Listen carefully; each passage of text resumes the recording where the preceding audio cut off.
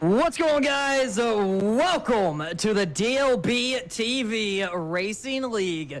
Tonight, we're going 200 laps for the COCA-COLA 600 in Concord, North Carolina. We got a big field. It's a big reward coming into this one because everyone wants to win the Coke 600. And we're joined by Robert Hill. How you feeling going into this one, Robert? It's going to be a fun race. It's going to be a fun deal. Yeah, good evening, DLB. Good evening, everybody. Going to be a fun one here tonight. Can't wait to get going at the Charlotte Motor Speedway, one of the original homes to NASCAR here, and it's going to be a good one here tonight. Like you said, great field, a lot of drivers here from all over the place ready to battle it out and see who can have Coca-Cola 600 supremacy a little bit later on. Weather is going to be key here today. We got realistic weather. We got fog on the racetrack. Now, we are going to be racing well into night conditions. This is race number 6 of the season. The fuel window is going to be roughly 65 laps. We have 5 sets of tires, 4 additional sets of tires here tonight. So you are going to definitely have your hands full. The stage brakes are going to go lap 50, lap 100, and lap 150. And then as you see here on the screen, this is the 2024 DLBTV Racing League schedule. Next Friday night, we're going to be coming to you live from Nashville Super Speedway, which is the next race I'm going to as we're about to advance on over to qualifying. Now, before we jump into qualifying, Cameron, thank you so much, buddy, for hitting that subscribe button for 20 months, man. It does not feel like it has been that long, but always much appreciation, buddy. Good to see Clayton Good in here. Good to see Chris Hood back in here again tonight. Thank you so much for the follows. I know we picked up a couple followers here tonight, so that's going to be fun. But we're jumping straight into qualifying. I hope everyone's going to enjoy this one. Feels good being back live here tonight. And thank you, everyone, for tuning in over on both YouTube and Twitch as we are live on both platforms right now. So always good to see everyone tuned in. CAHTV! Let's get it, man. Thank you so much for the not 100, not 200, not 300, not 400, but 500 bits. You guys are going to get me out of train forms here, man. You guys are killing it. Thank you so much. I thought you were going to count up to 500. 500 bits, man. That's 500. awesome. Are we killing it? Awesome. Thank you so much, Chris Hood. Good little luck here tonight for this one. We got Diego Valley that just jumped into the lobby. It's going to be interesting to see what he can do back at it again. You guys are already making my night. So, Robert, how are you feeling about this one? I mean, obviously, we just seen what Rocky Boyd can do over at Martinsville. So, it's going to be interesting to see who's going to get the pole. I'm thinking it could be the Rocky show for 2 weeks in a row. Yeah, it looks like Rocky might have had an issue there coming out for his first lap, but we'll see what he can do here on lap number 1 as he redoes his qualifying attempt here in that number 18 machine. Might be playing some games there, so we'll take a look and see what Ryan Moyer's doing in the 59 car, currently out there 3rd on the charts. Jack Mace gonna jump up to the 5th position. Shane Lake there into 4th. John Jones up top in the Exalta 24. So gonna be really interesting to see how this one progresses tonight. Obviously 200 laps is quite a few laps here at the Charlotte Motor Speedway, and one thing these drivers are really gonna have to be careful about is that exit of turn number 4. Here you go. Storm's bringing milkshakes tonight. My milkshakes bring all the boys to the yard, says Storm Racing. Storm, we appreciate you, buddy. We got a hype train close. Thank you so much for resubscribing with Prime. Forget this, 22 months in a row. Man, we got some loyal viewers here tonight. So I appreciate you guys so much. Always got the loyal viewers in there. We got a hype train approaching, so that's always a little bit fun. Maybe we can get a nice little hype train going here tonight. I would appreciate you guys for that if possible. It's been a little bit since we got a hype train, so it'd be cool if we can get one here. But man, much appreciation. Right now, Jack Mace is on the pole. If he can hold it. Yeah, Jack Mace on the pole. Rocky Boyd going to come around. Let's see what kind of a lap time he can put in the books here. We got another one. Punko has subscribed with a 1 tier for 4 months. I have not seen your name in so long, man. I missed you, buddy. Welcome back, and thank you so much for hitting that subscribe button with a 1 tier. We are 94%. Hey. Yo! Monster Man Motorsports has became a member over on YouTube. You guys are awesome, man. We are 94% on our way onto a hype train. No, we're actually about to hit a level 2 hype train. Wow, we have started a level 1, about to hit a level 2. We're already at 94%. You guys are nuts, man. That's So impressive. any of you guys subscribing, jump on over into the Discord. And here's the thing. You can go racing with us next week. And as always, you know, this is a league supported by Patreon, supported by the YouTube members, supported by the Twitch subscribers. So much appreciation. We got a very large field here tonight. So I appreciate all the support you guys are giving me. Mad love, mad love, mad love, mad love. 94% completed on a level 1 hype train as Dylan Banks is hitting the racetrack for qualifying. Lost cause with a 1,000, 1,500 bits goes Lost Cause. Cameron, buddy. Cameron, you have helped me achieve a level 2 hype train like none other. We are already 78% completed on a level 2 hype train. My goodness, you guys are about to really send me to a level 3. This is nuts, Puckle says. I know, man, miss you, bud. I'll be there for Nashville, bro. If you have me back, absolutely, I'll have you back, man. 1,000%. Thank you so much, Cameron. Thank you so much, everyone, for helping me achieve a level 2 hype train. We're 78% through a level 2 hype train. We're about to hit a level 3. We got 4 minutes at a level 3, but guess what, boys? It's time to grid up. It's time to hit the grid. It's time to send it here today from Charlotte. You guys already got me hyped up for this one, man. They already got me hyped up, Robert. So on the pole, Rocky Boyd. Yeah, Rocky Boyd gonna come on the pole here with Jack Mace gonna be to his outside in row number 1. Ryan Rose and Jacob Hutnick in row number 2. Clayton Good, Ryan Moyer there in row 3. Tyler Hunter, Cameron Romano make up row number 4 with Dylan Banks and John Jones rounding up the top 10 here. DLB. Keep your eye on John Jones. I feel like he could be the guy to beat here for this one. Rocky Boyd, I think, is probably the betting odds. If you're a betting man, you might want to bet on Rocky Boyd to go back-to-back wins. Diego Valley. Bro is a talent, a DLBTV Racing League champion, coming from the 15th position. He can get it done. Jeremiah Taylor, another one, I believe that can get it done. DJ Saskima, another one, I believe that can bring home a result. Don't, you know, throw out these guys in the back. Any of them have a shot to get this baby done. Well, and we may see one of them do it here tonight. Can we throw out the guy starting 16th? I don't think he's going to get it done tonight. We are a start and park. This is a, yeah. See, the guy starting 16th is the DLBTV man himself. He's known for sometimes uploading to YouTube. Other times he'll go live. But anyway, that guy isn't racing here tonight, unfortunately. I do plan on doing some races in the future where I'm going to bring you guys some live commentary and run these DLBTV Racing League events. Not sure which one I would do. I'm thinking Indy, maybe Talladega later this season. There's some I definitely want to do. Maybe Daytona. Talladega or Daytona would definitely be cool. A great opportunity to get up there, maybe battle it out for the win, where it's a real equalizer. Anyone going to have the opportunity to battle for that top spot as the field going to roll off the starting grid here and come to a slow.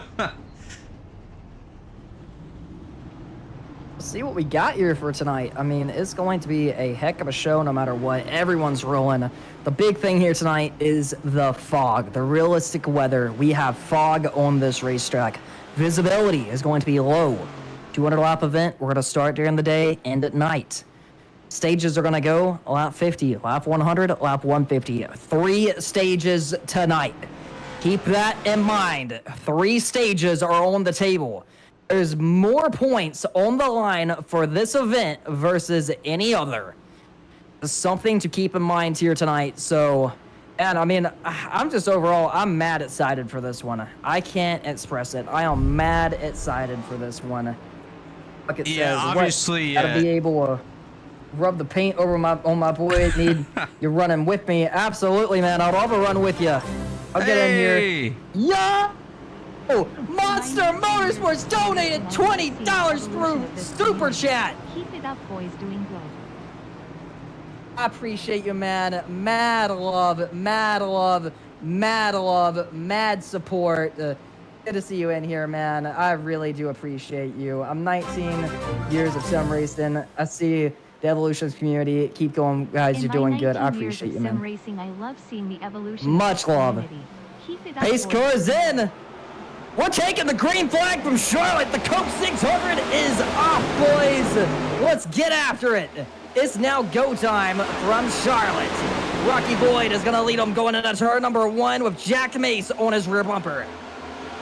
Yeah, great jump there by Rocky Boyd. Already a battle brewing for second. It's Jack Mace and Ryan Rose going to duke it out there for position number 2 on the racetrack. Mace closing the gap there onto the rear end of Rocky Boyd. Issues there for Sam Horst, as Horst going to come together with Wilson. A little bit of contact there towards the rear of the field. Maybe something to monitor all night long here, as these drivers going to continue to duke it out all night long. Potentially some drama brewing at the tail of the field here already. Well, Sam made some enemies last week. I don't know if he's going to make any enemies this week, but Sam had a whole hit list last week at Dover. Oh, yeah. So maybe going into Charlotte, everyone's feeling a little bit better about it. But we definitely got a lot of racing going on towards the back, a lot of racing going on up front.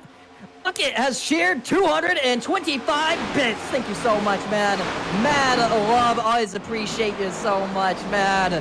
Bro, y'all making my night, warming my heart. I love y'all. I appreciate y'all. Thank you so much for the support. You guys are the ones backing this racing league right now.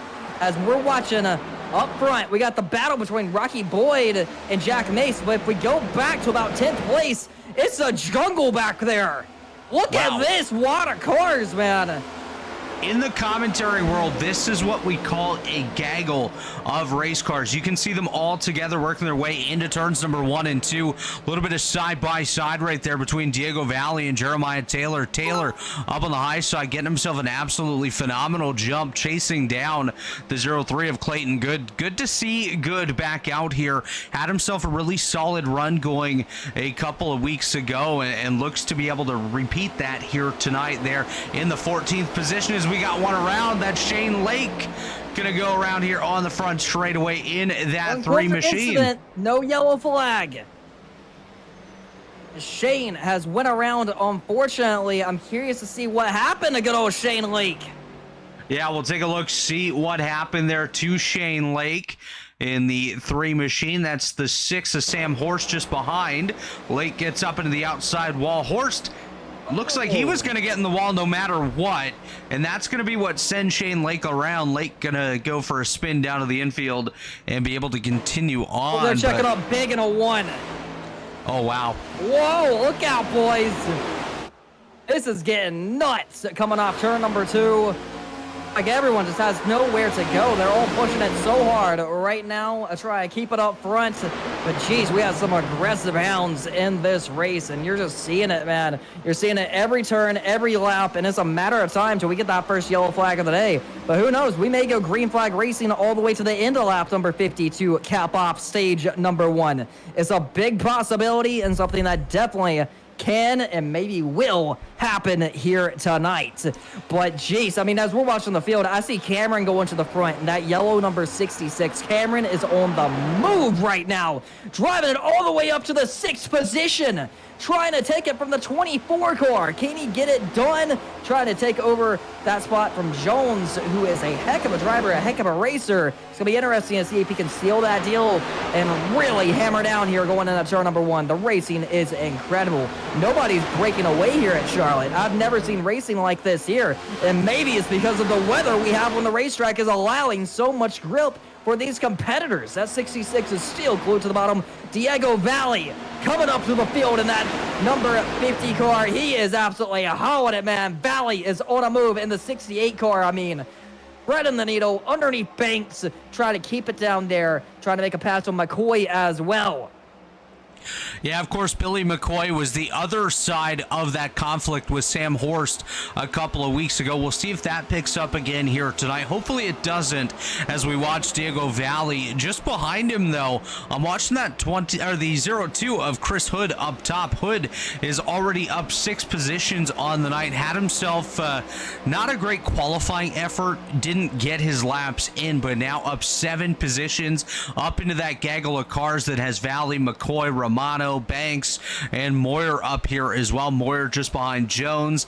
So pretty much everyone from 5th on back to the 13th place Aiden Wilson is all together in a pack here. So quite the gaggle. And up front, Rocky Boyd and Jack Mace separated by about 0.4 of a second, but behind them is about 3.5 back to Ryan Rose. So they've really put on a pace here so far and started pulling away from 3rd and 4th. Absolutely. I mean, I just can't take my eyes off of about 7th on back. I think we've seen Chris Hood just scratch the wall right there down the back straightaway, as everyone's just fighting for ground, fighting for room, trying to get every inch they can possibly get. I mean, I gotta give it to Chris Hood, man. He is fighting up there on the outside. No idea how hard he's pushing it right now, but he's definitely driving it to the front. You see that. I mean, big field here tonight is up on the wheel, making these things happen. Clayton Good is running in the 17th position. This guy's known for being fast week in and week out. He has trouble sealing the deal sometimes. This being the longest race of the season, I think Clayton needs to be calm, be smart, make sure he gets to the end. If he does that, he's going to have a shot at a top 5 or potentially a win, but he just can't afford to beat himself here tonight. And that's something I think we're seeing him do. He's pacing himself, he's being smart, he's doing everything he needs to do here for this one. Storm says the racing makes me miss it. This production value is nuts. You can thank good old Robert Hill for that one. Oh yeah, we're having ourselves a good time here tonight. And you know, you mentioned Clayton Good and the fact that he's running at the back. There was a lot of talk in practice amongst the drivers of being able to extend their run a little bit longer, save a bit of tire, save a little bit of fuel, get yourself into a spot where you have an opportunity to have that pit strategy work in your favor. So maybe that's something that Good is deploying here tonight. We're also not seeing a lot of momentum forward out of the likes of Tyler Hunter, Ray Coyle. Of course, we saw Shane Lake go for a spin a little bit earlier on, but I think some of these drivers trying to save just a little bit and see what they can do to get up to the front. But this is an absolute battle for the race lead on your screen now. That's Rocky Boyd on the inside. Jack Mace taking a look up to the high side. We'll see if he's going to be able to do it this time. Not going to be able to get there off of turn number 2, but down the back straightaway. Mace going to get a nice run. Takes a look to the inside, now to the high side. Whoa! Boyd doing a nice job of blocking there. Nearly contact for the lead. That was big. I'm surprised Boyd is up there blocking. These guys are teammates, and they're side by side at the start-finish line at Charlotte Motor Speedway at the line. Mace is going to take it that time by, but with Rocky Boyd on the outside, this only opens the door and only opens the opportunity. Mace isn't going to hold it on the bottom. They're both up the hill. And they're wrecking. Here we go, boys. Put the yellow flag out, as it is going to drop. Boyd is around on the racetrack. Wow. I was not expecting to see that, DLB. I was not expecting that whatsoever between Jack Mace and Rocky Boyd. Let's take a look and see what just happened. Whew. That's not going to go over well amongst these two. You know, of course, you said they're teammates, but... Insane. The grip level is insane right now. I mean, you see Mace hit the apron, slid up. Boyd, I don't know if they touched. I mean, there definitely probably was a net code there. Yeah. Not what they wanted, but it took them both out. I mean, right there, Boyd, he didn't want to left. Mace didn't want to left. It was disastrous going into turn number 2. And Mace has some damage. Now, we do got one quick repair on the table, which is going to be big for these guys, and there's a good chance Boyd may need to take it sooner than he really wanted to. Yeah, likely going to have to use the fast repair here. I would expect suspension damage on probably both of these cars. Just looks like Boyd reacted to the incident there with Jack Mace, pushed up into the outside wall, and then of course the wall, as it does on many of these racetracks, kicked him back out down into the Jack Mace machine. We're seeing the likes of Cameron Romano, Rocky Boyd, and Sam Horst all coming down pit road now. So pit road already with a couple of takers here early on, and we're quickly approaching the halfway point in stage number 1. So for some of these guys, this could give them a little bit of an extension on their run when it comes into heading into the second stage here tonight. Romano with a quick splash and go. It looks like he's going to work his way back off of pit road and join the tail of the field there. Boyd probably going to have an extended stay, I would think, with the damage that he has, but we'll see. We'll see how long he's on pit road, and here he But comes. you see that a lot with these guys in the league, is they don't want to take the fast repairs unless you need them. You got one on the table. If you don't need to take it, don't take it, because you very well may need that at the end. Yeah, that's exactly it, DLB, and it's something that you really want to play with. It's a strategy game when you use that fast repair, and if your damage is repairable, you definitely want to keep it that fast repair for the end, because really, even if you don't get caught up in another wreck, it's just an opportunity to make sure you have the freshest and best race car at the end of the event to be able to compete for that victory. But it's Jack Mace, Ryan Rose, Jacob Hutnick, John Jones, and Ryan Moyer, the top 5, followed by Diego Valley, Dylan Banks, Billy McCoy, Jeremiah Taylor, and Chris Hood here on lap number 18. Biggest mover so far is Diego Valley, up 9 positions, started 15th, currently running in that 6th spot as the lights are still on the iRacing.com pace car. Fred, the pace car driver, behind the wheel of that one once again. So I think you remember good old Ryan Moyer in that 59 car. Does that name stick out to you at all? Maybe from a certain Drive Smart event that we may have done earlier this year, late last year? Maybe one that involved Daytona and driving smart to get there? Maybe the Drive Smart to Daytona. He was drafted for the Drive Smart to Daytona challenge, Ryan Moyer, which so proud to have one of my league guys make it to that point. Such a cool deal. And you see it here, Storm. We're missing Storm. So Storm is the owner of Storm Motorsports in this division, which is dominant team. It's had better days. It's been kind of falling apart. A lot of it really, Storm, maybe we need to get you in the Discord. Storm, could we maybe potentially get an interview with you? I want to know what's going on with your race team nowadays. So Storm, I'm gonna try to get you into the chat here, and maybe we can get an update on your race team, because it's definitely not quite what it has been in the past. And you said that you're almost retired at this point. Well, DLB, while you work on getting Storm into the Discord, why don't we hear from one of our partners real quick, and then we'll come back and take you to the end of stage number 1. Let's do it. Oh, this is going to be painful for the pocket. Kyle, we have DriveSmartWarranty.com. Help is one tap away. It's like a pit crew. Like a pit crew in your pocket. DriveSmartWarranty.com pays your costly repairs directly to the shop or dealership of your choice nationwide. File a claim or use roadside assistance on the Go DriveSmart app. All plans come with complimentary maintenance and affordable payments. Call this number now and mention Kyle Weatherman for my exclusive discount.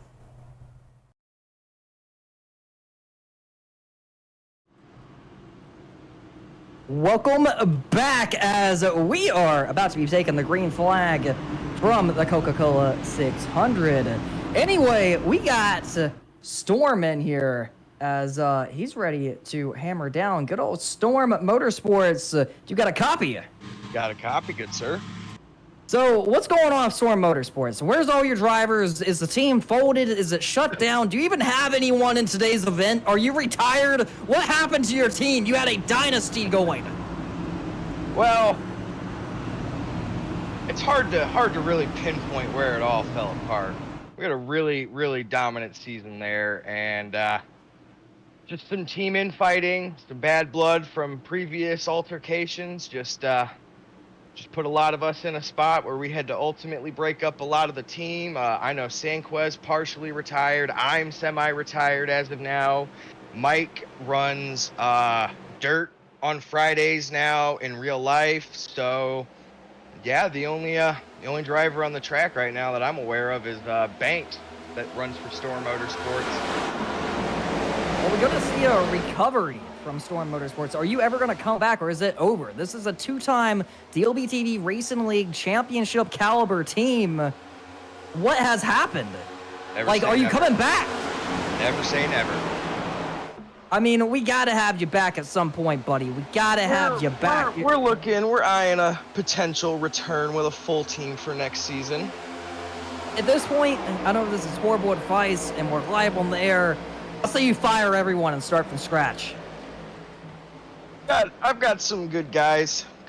Dylan's a good guy to work with. We're gonna hopefully try to get together here and build a team for next season and come back strong like we were.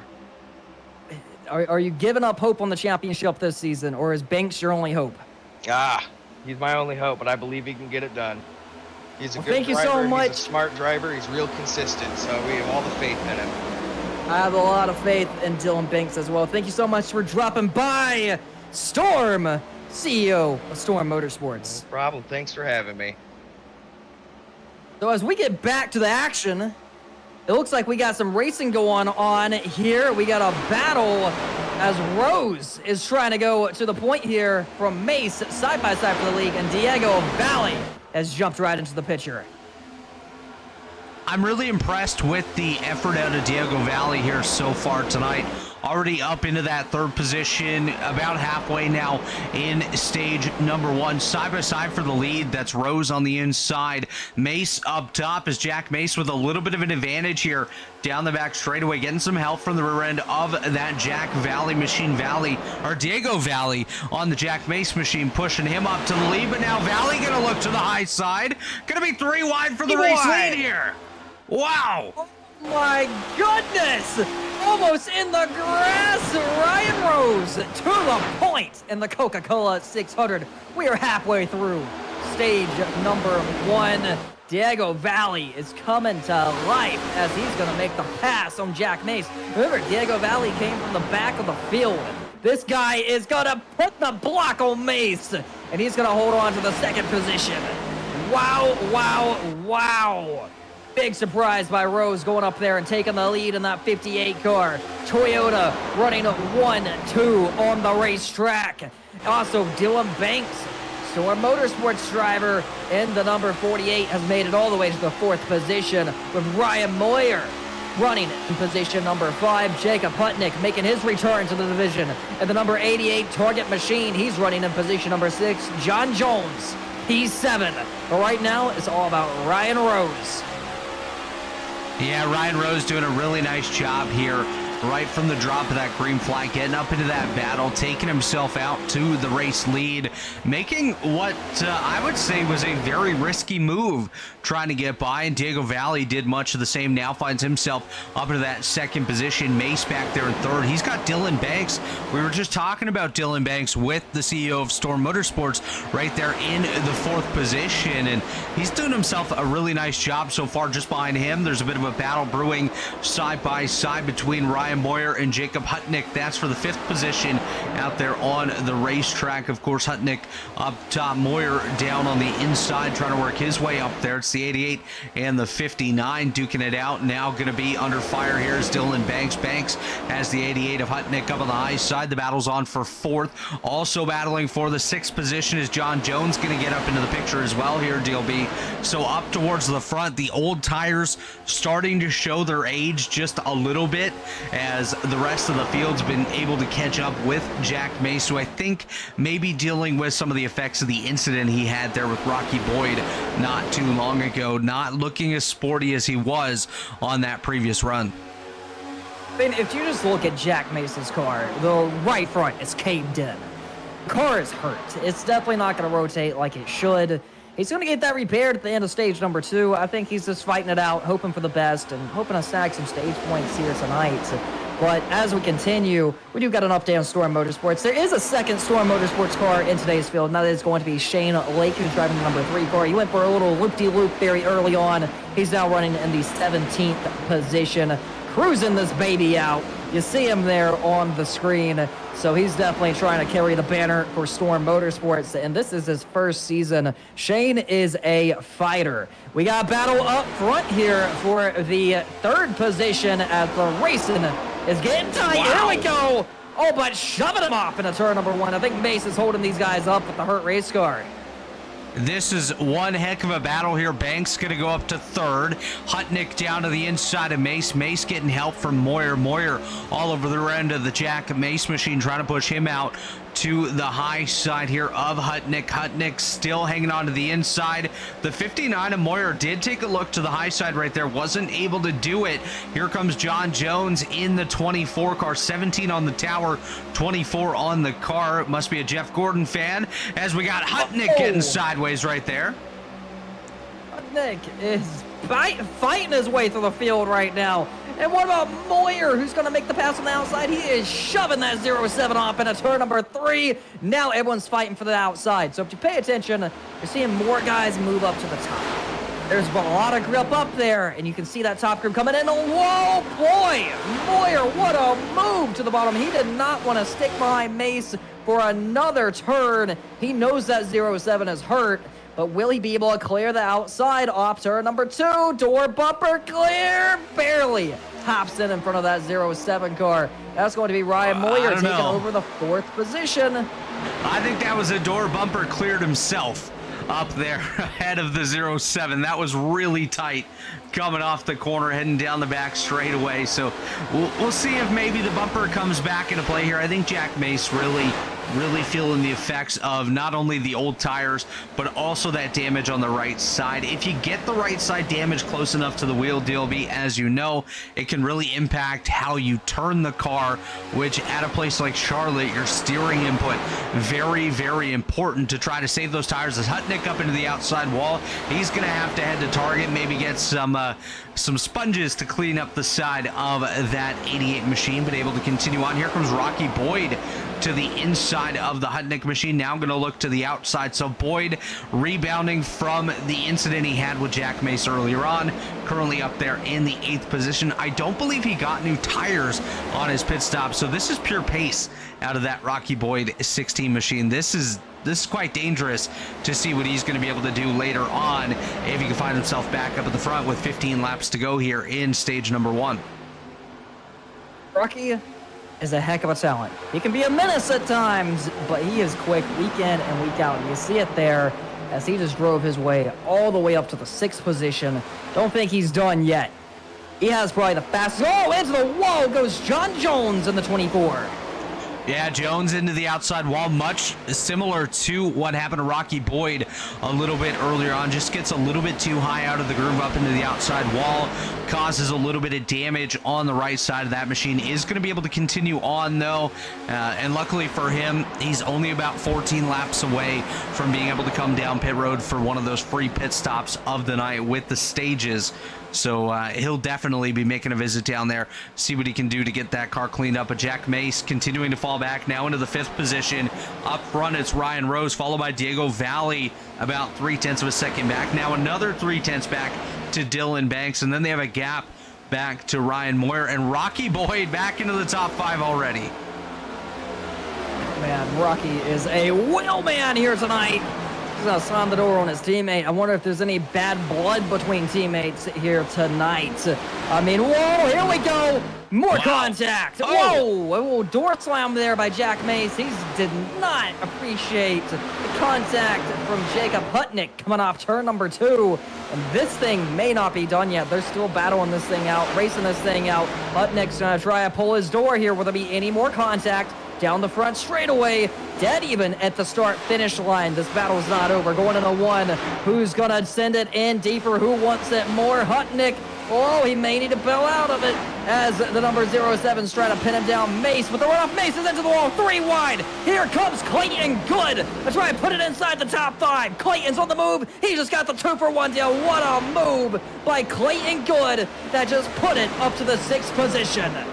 What did we talk about earlier, DLB? Clayton Good was playing the strategy absolutely perfect. Stayed towards the rear, saved those tires. Now with 10 laps to go here in stage number 1, finds himself up here just outside the top 5 in that 6th position. This battle's absolutely intense, though, for that 6th or 7th position between Mace and Hutnick. Oh my gosh, Hutnick absolutely sending it into the left rear there of Jack Mace. These two not happy with each other. John Jones coming back into the picture as well, up on the high side of Hutnick, as they're going to be side by side for 8th, just behind the Jack Mace machine. We'll see if Hutnick's able to get back up to Mace. Maybe that bumper going to come back into play once again. That's the Brandy Randall machine down there on the inside. Just came off of pit road for those that were curious about that one. But this is the only real battle we have up inside the top 10, and there's 4 or 5 cars altogether. Banks has made his way to the 2nd position. He has made it to almost the rear bumper. Ryan Rose. He's going to set up a nice little late run here and try to snag the win in stage number 1. Now, Diego Valley, this man's known for saving tires. He's running in position number 3. He may be able to get up there come the end of this run. A very patriotic paint scheme on that number 48 car. As he's there, boys. He's there. He's ready to get the pass done. When will he do it? Top or bottom laps are winding down for stage number 1. That 48 is going to go down to the bottom, but it's not going to be enough to get the pass done yet. He's topped the apron slightly, slid up the hill coming off turn number 2. Diego Valley is in range. Visibility is low as this track is still super foggy. But that 48 is not backing down. He's not backing down. He is giving it 100%. We know Dylan Banks is a fighter. We've seen him do it last season at Kansas. This man will go hard for these race wins, and he maybe will seal the deal here tonight and win the Coca-Cola 600. But if he wants to do that, he's going to have to go through Ryan Rose, and he's going to have to do it soon. Into the wall that time by went the number 68 car of Diego Valley. Yeah, Valley back there in the 3rd spot. Like you said, the visibility fairly low here, but what Banks sees is the rear bumper of the Ryan Rose machine. He's going to be all over the rear end of that one. See if he can get up to the top spot, which is 6 laps remaining here in stage number 1. Dylan Banks doing a very nice job here. And you know what? You mentioned the visibility. Let's jump on board here with Dylan Banks as he battles it out for that top spot with Ryan Rose. And the visibility from inside the car much better than what we're able to see on the outside here. I think it's because the speed of these cars definitely helping the fog dissipate just a little bit. Here's 5 laps to go in stage number 1. Banks all over the rear end of the Ryan Rose machine. Is that battle definitely on here for the top spot, but is Banks going to be able to get it? So what I've seen by Banks when we went on board with him, he is downshifting. Not all these drivers are downshifting, but that may be giving Banks a big advantage right now as he's going to get to the inside of Ryan Rose, and they're going to be side by side off turn number 4 this time by 4 laps remaining in stage number 1. Banks trying to go to the point. He has a bumper over him going into 1, and I just don't think that 58 is going to be able to put up the fight here come the end. Banks is this on a whole new wave. Almost contact coming off turn number 2. 3 to go this time by at the line in stage number 1. As long as he holds his door, he may be able to hold on to it, but if he can't clear the top, it may not be enough. Contact off turn number 4. Door banging down there in turn number 4 as Rose going to reclaim the top spot. 3 laps to go here in stage number 1. Banks not going to go down without a fight, though. He's going to try to battle back up to the rear end of the Ryan Rose machine. Nearly makes contact with the outside wall, as does Ryan Moyer there in the background. It's side by side, by the way, between Clayton Good and Rocky Boyd. But this battle for the top spot is what we're going to focus on as we're coming to 2 laps remaining here in stage number 1. The popsicle sticks in the air for these drivers, letting them know that they're about to come around and wrap up this stage here in just a few moments. It's Rose looking like it's all him here in stage number 1. Absolutely. I think Ryan Rose is going to seal the deal, check the stamp here, and get the white flag for stage 1 this time by, and I think he's going to Get it. I think he's going to have it done. Stage number 1. This is his first start, I believe, for the DLBTV Racing League. A new face, and he may be a championship contender from the end of the 2024 season. 1 to go. Banks, I don't believe he's going to have anything for him. Banks made his run. I don't think Banks was willing to risk the race car this early into it, but I do think Banks has a better long-run car than Ryan Raze. So time is only going to tell, but we are not going to see a run more than 50 laps here today. But off turn number 4, you see it here, Ryan Raze is going to get the green and white checkered and win stage number 1 in the COCA-COLA 600. The yellow flag has been waved. Yeah, great opening stage there by all these drivers. Only one caution, and that was the battle for the lead between Jack Mason and Rocky Boyd a little bit earlier on. Ryan Raze going to claim stage number 1 ahead of Dylan Banks, Diego Valley, Ryan Moyer, and Rocky Boyd, the top 5. Keep that in mind because Boyd was able to drive his way back from the tail of the field into that 5th spot. So definitely a contender here a little bit later on tonight. Clayton Good with a great pit strategy here tonight. A tire conservation strategy, I should say, to come home in 6th. Tyler Hunter, 7th. Jacob Hutnick in 8th. John Jones, 9th. And Jeremiah Taylor going to round out the top 10 here in stage number 1. Jack Mace didn't even finish the stage inside the top 10 here, DLB. So unfortunately for him, he's going to have some work to do down pit road and coming up in stage number 2. Absolutely. How about it? So, as you know, stage points mean a lot. So Raze is going to have an extra bonus point going into the playoffs, which is going to be big. I mean, point standings are getting shaken up. We're getting a lot of different winners. I mean, we have taken a look early on of the point standings, and just what we have right now is wild. Pit road is open. Ryan Raze is going to be the first one to lead them down. And Dylan Banks potentially get off pit road in position number 1 and gain that spot and take the lead here. I feel like that would be big for him. Now, a guy to watch out for is Jack Mace, who has a damaged race car. This is going to be huge for him to go get that car repaired. Yeah, you're definitely right on that. And one thing that could come into play here is that pit stall for Rocky Boyd being the first stall. If he can win the battle off of pit lane here, already putting the left sides up, you can see 2 cars behind him. Jack Mace. Wow. Here we go. Ryan Raze going to win the race off pit road once again. Ryan Moyer up to 2nd. Boyd there in 3rd. Banks in 5th. In 4th. Jones in 5th. It's going to be Good, Hunter, Wilson, Hood, and Romano, the rest of the top 10. Jack Mace still sitting there on pit lane as expected here at DLB. I think he's going to go all the way to the tail end of the field with that damage that he has on his race car. It's going to be nuts, man. I mean, he's getting it repaired, which is what he needs to do. It's going to kind of forfeit stage number 2. We also got Jacob Hutnick sitting on pit road getting his damage repaired as well as Jack Mace. Jack Mace is rolling, so a lot of them just getting fixed up here, getting set to go. But as I said, big field here tonight, so a lot is going to change. Cameron is running in the 17th position. He's taking it easy. Chris Hood is running in the 16th position. Clayton Good is running in the 6th position. I think he lost a few spots on pit road. Potentially, maybe it's all going to update at the line.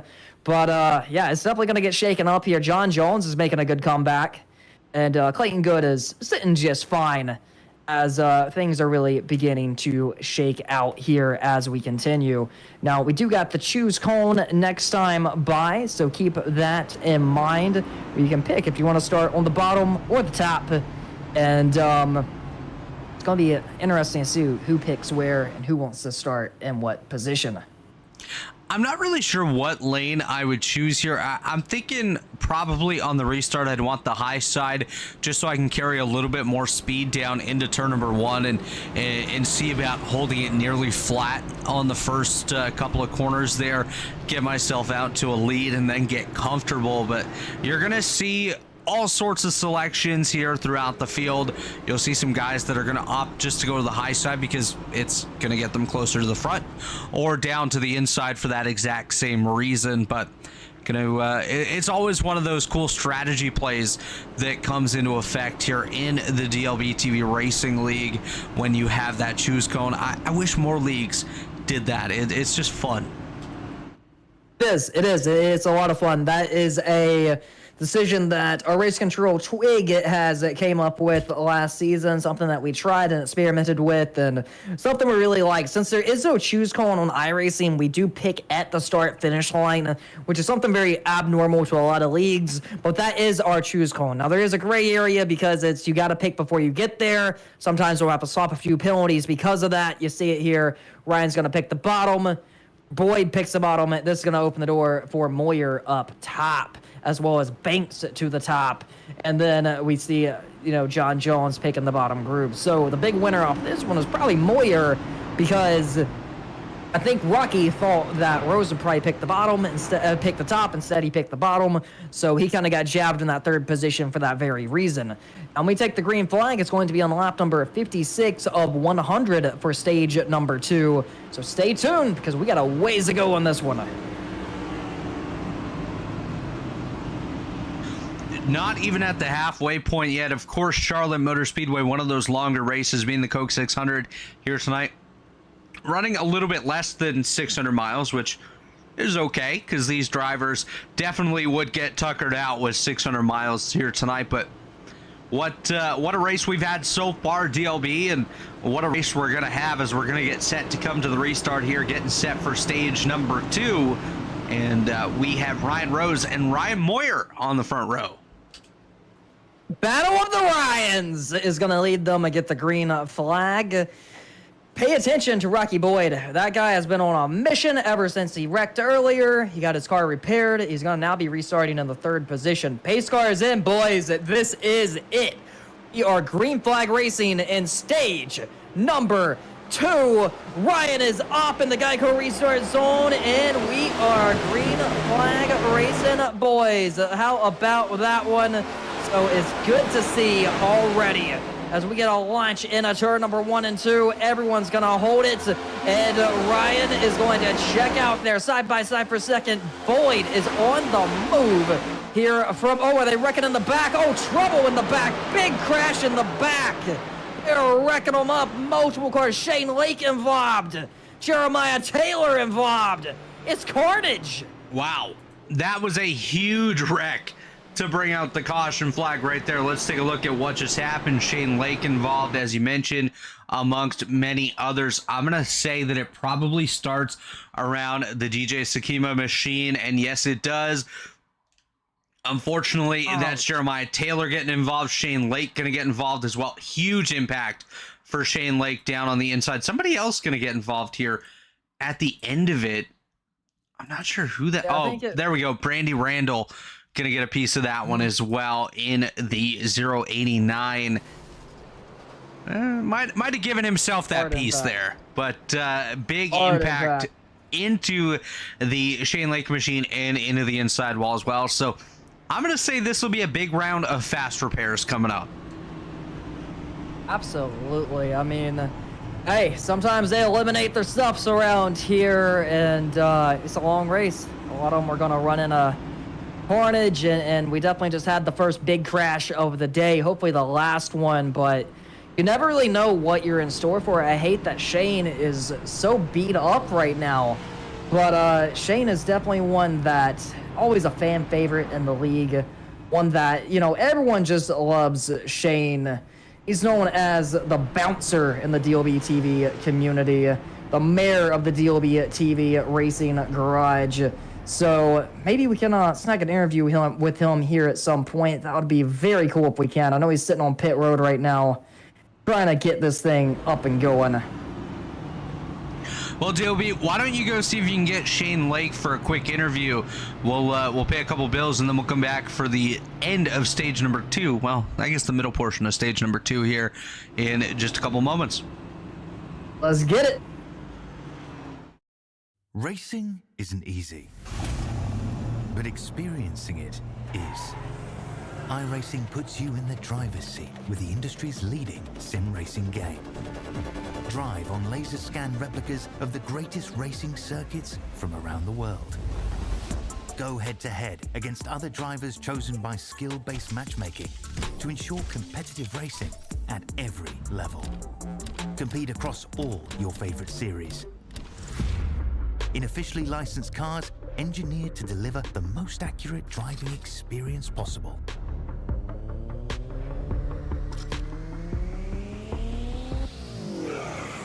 Join a race or host your own with players from across the globe. Race against the computer or in a league with friends. Feel the thrill behind the wheel. Visit iRacing.com.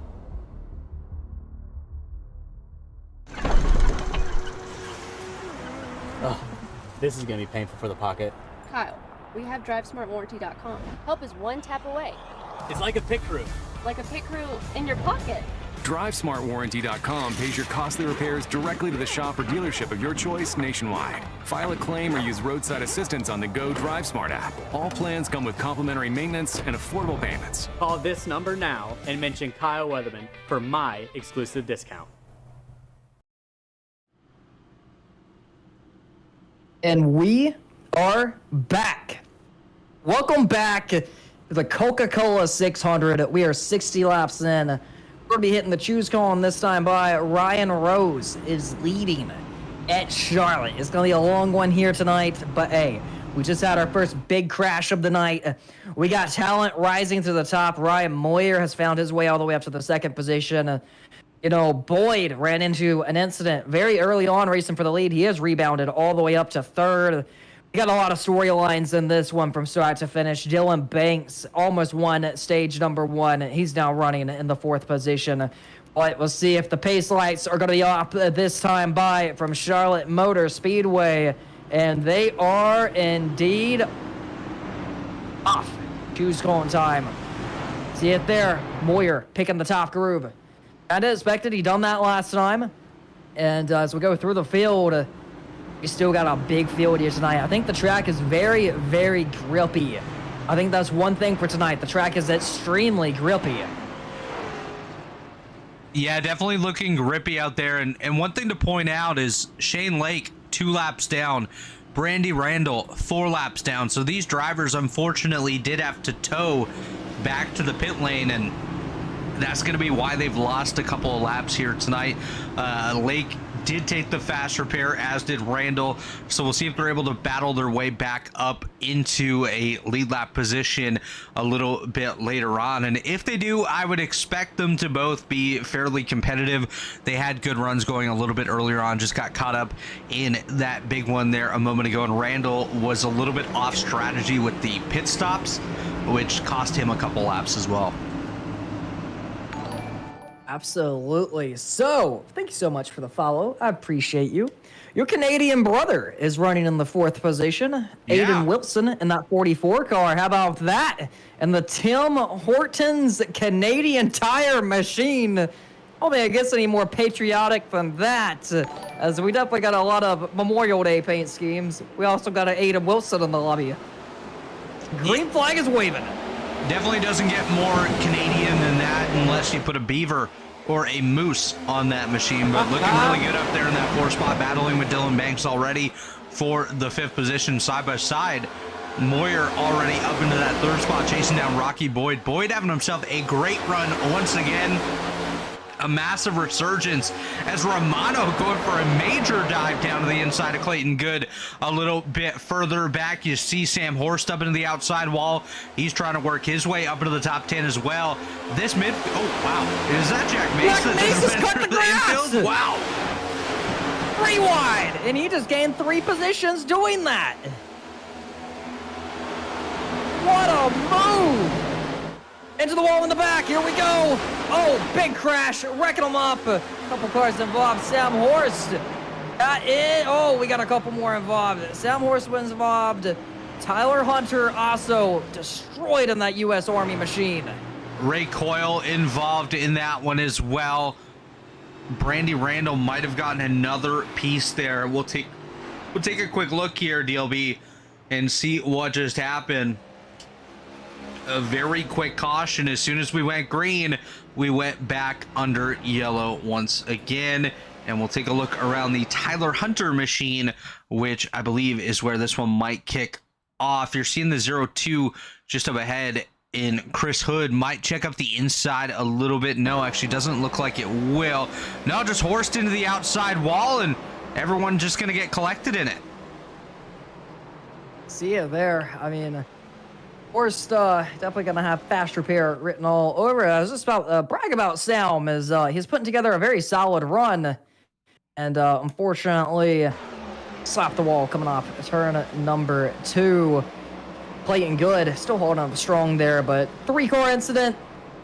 Stacked them in right there, and we got a bit of a war zone down the back straightaway. Yeah, Jacob Hutnick actually going to pick up a big piece of that one as well. He was one of the front runners earlier on, and this kind of surprises me right here, DLB. Dylan Banks coming down pit road in the 48. That's strategy potentially interesting. Maybe he's topping off on fuel. I mean, he should be able to make it to the end of the stage. Interesting. Maybe he just feels like it's too dangerous up there. Just wants to chill out a little bit. I don't know. It's an interesting call, but maybe it's the right call. Maybe that's the call that needs to be made. But we are approaching the halfway marker after we get a nice little green flag stint here and we go back green. But always fun here to see. And, man, I mean, we got some talent rising here to the top very late. Jack Mace running in the 6th position. 7th, John Jones. Cameron running in position number 8. Chris Hood, P9 with his teammate. Clayton Good running inside the top 10. Just Clayton Good, man, I can't brag about him enough here tonight. He's doing everything right. If he can just keep doing this, it's going to be a proud run no matter what. If he can just keep this momentum going, I'm going to be a happy car owner come the end of this DLBTV machine. Maybe he can be there come the end of it. Yeah, definitely. Look at that. He's even got your store on the back of his car. Oh, yeah. Absolutely. Man, go get yourself some DLBTV merch. Car in front of him is a identical paint scheme. Teammates. You're just really firing the merch out there, aren't you? We got to get a sale club. We got a new DLB pink camo hoodie if anyone wants to check it out on Teespring.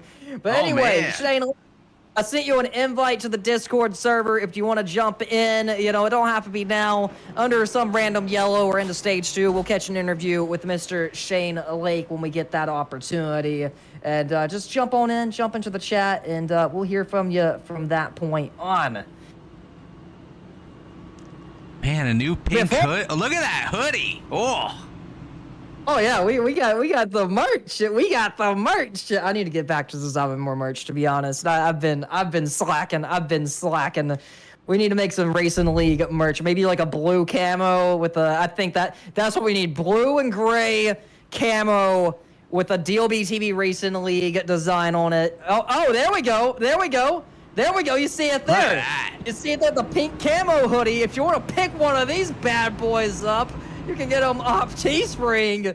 Beautiful design. If there's any DLBTV fanboys out there, you can wear this fire merch to your local high school, workplace, church, whatever makes you happy. It sticks, it's colorful, it works. I'll be rocking the DLBTV merch. Do you have one of those, DLB? Did you pick one up yet? I got all the merch. All right, that's what you got to wear Thursday night for the Pit Crew podcast.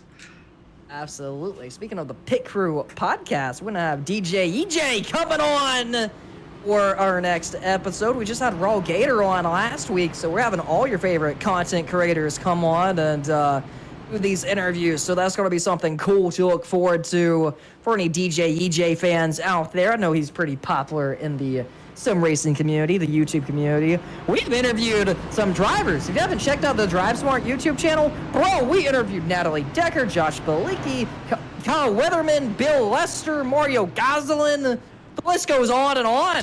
Nick Lights. There's been so many. Jeff we Green. were like 11 episodes deep. Yes. We've been getting all the guests. So you can find all of them episodes over on the Drive Smart channel. I'll be posting the Raw Gator interview tomorrow. And look forward to DJ EJ coming on next Thursday night. And you Storm know- says, I'm wearing my Drive Smart shirt now. He Hell won. He yeah. won the contest. Let's He go. won the contest. Fun fact, I don't have any Drive Smart merch as of yet. What? I have nothing. I need to get some. We need to figure that out. I got a T-shirt and I got a hoodie, and I got a hat. Oh, I need to get me a hat. We'll get you hooked up at Pocono, buddy. Oh, yeah. He Man, scores. 5 weeks. Hitting pit road for lap number 67. Ryan Rose is gonna lead him this time by at the line. You see him there. He's gonna fire off strong. Look at the games that are played by Rocky Boyd. He's gonna hop in right behind him. But as we're gonna go through the field, are we gonna see 3 wide, or is everyone gonna work it out again? Hopefully we get a nice little green flag run here, because we know we're in for a long one here tonight. Well, bobble there by Eden Wilson coming off turn number 2. He's going to hold it in that Canadian machine. But look at this battle as Diego Valley is on the move, on the mission. Whoa, boy, battle for the lead. Boyd to the outside. Rocky Boyd goes to the point. Moyer almost squeezed into the wall. He's shoving Boyd down the front straightaway. And Boyd is going to take it 3 wide for second. The action is on, and the racing is heating up. Boyd's going to try to slam the door. He's going to try to block all grooves at once. Is not going to be an easy task, but he is going to make it happen down the back straightaway. As they head into turn number 3 and 4, we're going to go on board with Jack Mace, who has now found his way up to the second position.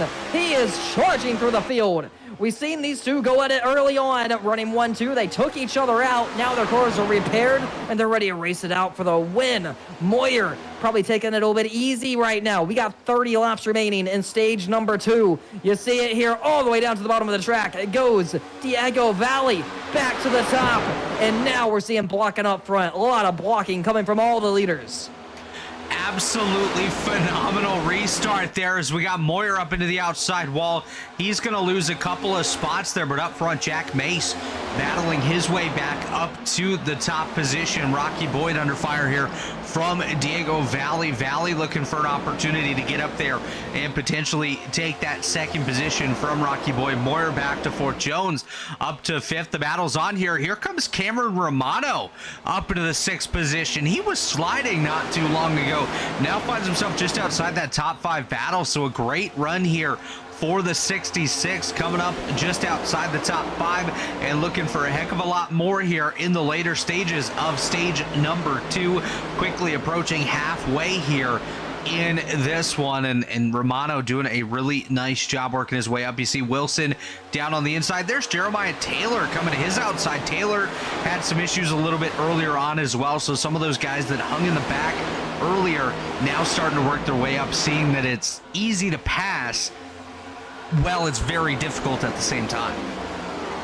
Absolutely. I mean, there's battles going on everywhere. I'm really curious about Ryan Rose. He was so dominant early on. Now he's fallen down to the 7th position as we got Diego Valley super sideways. He's dropping positions like a rock. Big bobble off turn number 2, and he just lost about 5 positions just like that, all the way down from 3rd to nearly 7th. Down 1 straightaway. What a save by Diego Valley. You can see the grip is going away because Cameron Romano also just popped it sideways off turn number 4, and he's going to hold it. Cameron, such a stand-up guy, won the Daytona 500 last season in the DLBTV Racing League.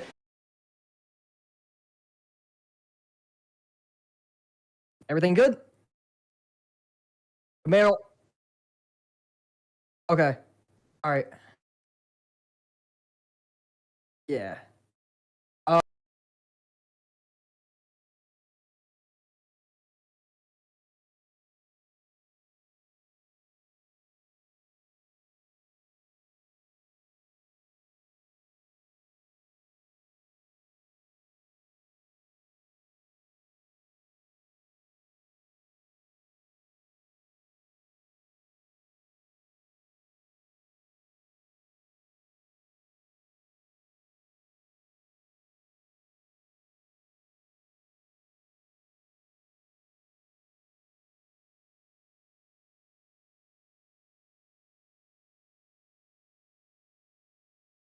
There we go. So, small issue over here on the stream. Stay tuned. We're getting Robert fired back up here. His internet decided to get nuked, but we're going to get him set back up. Right now on track, it's nothing but action. We're going to have Robert back in within any second. So I do appreciate all you guys for tuning in here tonight. We still got Jack Mace up front. This is radio style. This is DLBRN live, the Motor Racing Network. We got Rocky Boyd running in position number 2. Jack Mace leading on the racetrack. And we are back at it again, I believe. And let's see. Are we back live? We are good. We have been saved. Just like that, we are back at it again. So, Robert, walk us through it. Yeah, back up front, battles on for the race lead. Rocky Boyd going to take to the inside of Jack Mace here. Mace up on the high side.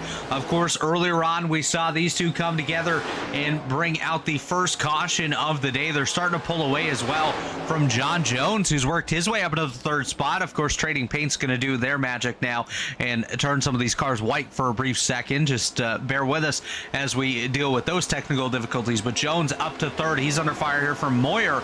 Moyer in that 4th spot. Valley in the 5th position. Ryan Rose to his inside, not quite able to get there this time. Side by side just behind them as well, Jeremiah Taylor and Cameron Romano. But back up front, that battle is absolutely heating through the roof here.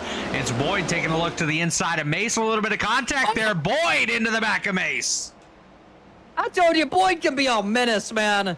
He can be a freaking menace. Teammates, he decided to get out the chrome horn. That car ain't chrome for nothing. He is ready to move his teammate slightly into the wall right there with Boyd. This fight is far from over. The battle for 3rd is heating up as well. Diego. Bottle. It's nuts, man. What kind of pizza you enjoying there, Robert? Barbecue chicken. Barbecue chicken. What? Do y'all have like, okay, in Canada, do y'all have like Domino's and Pizza Hut, or is that just like an American thing? I actually have a Domino's right across the street. If I look out my window right now, I can see it. But we also have Pizza Hut as well, which is pretty good. Okay.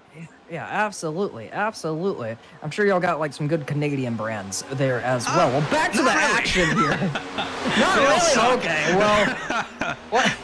Well, it is what it is. We don't have no Olive Garden either. Y'all have an Olive Garden? Oh, Mario is gonna. Oh, we're gonna have to treat you at Pocono. Oh yeah, Mario we need that breadsticks. Mario Goslin, this guy takes up to Olive Garden. The whole DGM crew every Friday. Well, I say every Friday. Oh, here we go. We're wrecking another X-ray Moyer into the wall. He's gonna save it. What a save there by Ryan Moyer. Wow. Yeah, what a save, man. I thought that was gonna get big. And you know, you mentioned Mario Goslin. Of course, everyone knows him being a Florida guy, but he's also Canadian, which is a good time. Always like seeing Mr. Mario Goslin do a good job. Yeah, he's from the great province of Quebec. That is nuts. I did not know that. That explains why he is so loyal to the Canadian Tire Series. That's right. Did a lot of work there with Alex Labay. But watching this battle now for the 3rd position is John Jones up on the high side. Down on the inside, there's Diego Valley. Valley falling back to the 4th position, still up 11 spots on the day, though. So great run by him so far. Just behind them there is where we find Ryan Rose, Ryan Moyer, and Jeremiah Taylor. As Rose going to jump up into this battle here. Yeah, he is absolutely coming alive now. Rose said, "You thought I was slacking. I'm moving again." And he's bringing Diego Valley with him. 2 Toyotas off turn number 4, trying to break away from this pack if they can. And they're going to see if they can get up there and go challenge Rocky Boyd and Jack Mace, who is pretty far out right now.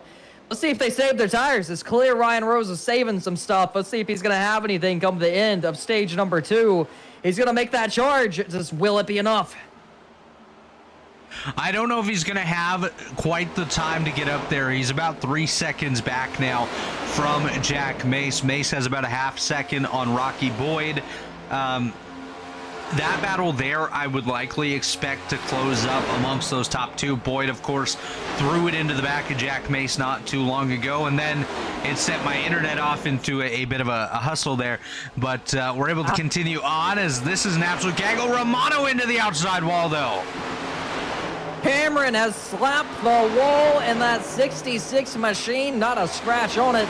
He's going to rebound as he's running in. That's going to drop him down to the 11th position. Oh, he's into the wall again. Oh, the car's hurt. He knocked the steering off of it. The tire may be loose. This is bad. You see the bubble right there. He may not be able to hang on to it. He may have knocked the tire off of the car. Let's see if he can hold it. He's dropping speed like a rock right now. This is going to be a big, holding it about 175 down the back straightaway, about 10 miles per hour slower than the rest of the field. He's trying to hang on to it. If he can just wheel this car to the end of stage number 2, that's probably what he's going to go for, man. But it's all about keeping it on the lead lap if he can. It may not be the easiest task, but that's what he's going to go for. And he may be rebounding pretty good here, but he definitely hurt that race car. Might not be a quick repair put on it, but he's definitely going to have to sit on pit road come the end of stage number 2. How about good old Clayton Good? We talked about him earlier. He's running in the 10th position. He's doing everything he needs to do. Tyler Hunter was involved in that last incident. He's now running in the 9th position in that U.S. Army machine. So he's rebounding after taking his quick repair. He doesn't have any more on the table, so he has to be smart come the end of this race. Next time by will be 11 to go in stage number 2, and we'll be officially hitting the halfway marker. Clayton Good holding up strongman. Jacob Hutnick in the 8th position. As we go through the field here, things are shaking up. Now, we spoke earlier about Ryan Rose trying to run down these leaders. He is closing the window. He's closing the window. Rocky, who is running in the 2nd position, just ran a 30.5. Ryan ran a 30.3. And compared to Jack Mace's 30.4, right now Ryan Rose is the fastest car on this racetrack. Him and Diego Valley are 2 of the fastest, running nearly very similar lap times. Yeah, looking at the lap times, it is apparent that Rose and Valley are 2 of the quicker cars on the racetrack, but up front, Mace still has about that 2.5-second gap between himself and Ryan Rose in that 3rd position. I think Rocky Boyd is losing a couple spots here, losing position and falling back. Wow, towards the rear, there's Chris Hood going for a big slide. Whoa. Hold on to her, Chris. Yeah, that was a major incident right there. Wow. What a save. I thought that had yellow flag written all over it, and he just held it. It absolutely could have had the yellow flag on it had it been a couple of seconds later, but luckily able to stay green here. Just 9 laps remaining in stage number 2. It's Jack Mace out front. There's the gap back to Rocky Boyd, and you can see Rose in the background there. So about a half of a straightaway between 1st and 3rd now, as Boyd has lost about a second between himself and Jack Mace. Let's take a look at the lap times between 1st and 2nd. Yeah, you can consistently see that Jack Mace is about a 1/10 of a second quicker or so each and every lap between himself and Rocky Boyd. Let's see between Boyd and Rose, though. Look at that right there. Rose is about 2 to 3/10 quicker each and every lap than Rocky Boyd. I think he's going to get up to 2nd before the end of the stage. Quicker than Mace too. He was 2 tenths quicker than Jack Mace last time by as well. He's pretty quick. I just don't know that he's going to have the time before the end of the stage to get up to the top spot. But just looking at the ticker, it is absolutely going down here. Rose might actually get it. Never mind. I think he's got a shot here. Oh yeah. I think it really depends on how hard Rocky races him. I mean, it's a gap. It's a 1.7 second gap. He's going to have 6 laps to do it this time by. So I think he's going to have to knock it down to, he's going to have to get within a second here on the next lap or 2, which is not going to be easy, but he's knocking 10ths up a lap. It's going to be close. He just ran a 30.372 compared to Jack Mace's 30.736. So, I mean, he's pushing 3/10 a lap quicker. He has made it to the rear bumper of Rocky Boyd. He could get to that 2nd position. It's going to be 5 to go. I don't think Rocky is going to be able to put up too big of a fight here. I know he's going to try to hold him up, but I don't think there's too much he's really going to be able to do. I mean, Ryan Rose probably will just blow his doors off here. 5 remaining at the line in stage number 2. He's going to get it done here in the Coca-Cola 600. Here he comes to the bottom groove. Try to fight it out. He's going to have to take care of him quick, and I don't know if he's going to be able to. Almost. Oh, boy, what a block by Rocky Boyd for the second position. I don't think it's going to be enough. Ryan Rose trying to run him high, trying to hold his door. I think Ryan's going to have the upper hand here coming off turn number 4. It's going to get close as Rocky's trying to run him as low as possible. It's going to probably clear him here coming off turn number 2, but he's going to have to throw it in so deep in order to do that, and that's exactly what he's going to do. He's going to slide up right there in front of him, put him up a P2, but this time by it's going to be 3 laps remaining. The gap is 1.2 seconds. He may get there. He may get there. You may be right. He may get there. It's going to be tough now, especially with Boyd taking a look down to the inside. That's going to slow the Ryan Rose machine down just enough, I think, to allow Jack Mace to get out there and steal that stage victory. But if I'm Jack Mace, I'm definitely taking notice of what Ryan Rose was able to do here in stage number 2. Somebody that we didn't get to really talk about too much in the opening stage, with the dominance that we saw out of the likes of Jack Mace and Rocky Boyd being able to drive his way back up towards the front. A bit of contact with the wall towards the rear here, but coming to 2 laps to go in stage number 2, I really think Ryan Rose is going to be someone to watch in that 3rd stage here tonight to see if he can get up there and steal the top spot. 2 to go. Popsicle sticks in the air that time. It's Mace, Rose, Boyd, Valley, and Moyer, the top 5. There's a battle brewing back here as well, actually side by side between Tyler Hunter and Jacob Hutnick.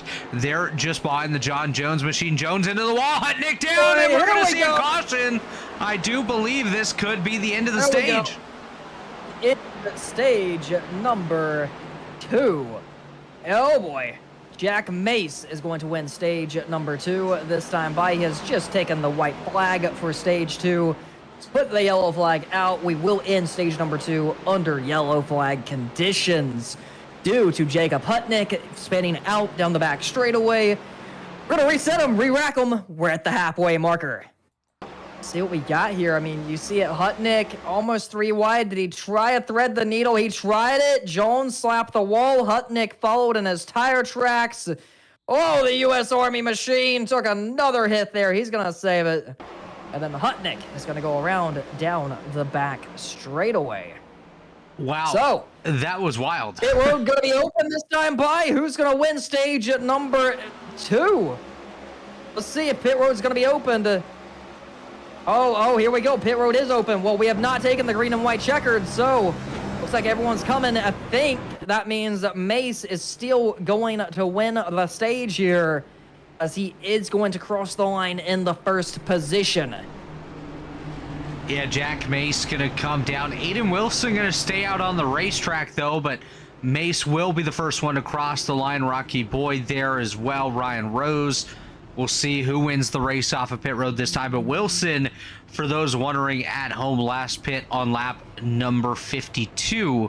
So he's going to be due down. I think he was just trying to get a lap lead and will likely pit on the 2nd lap of the caution here. But Mace going to win the race off pit road. Try to snag some stage points.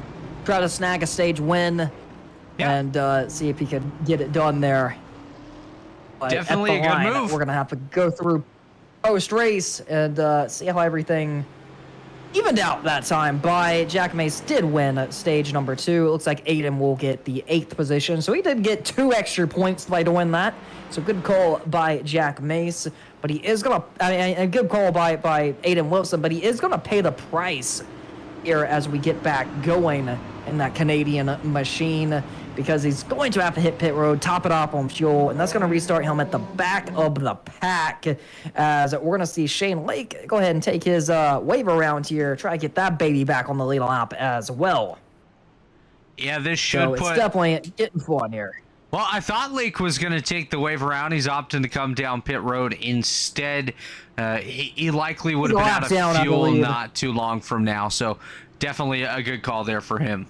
Right call.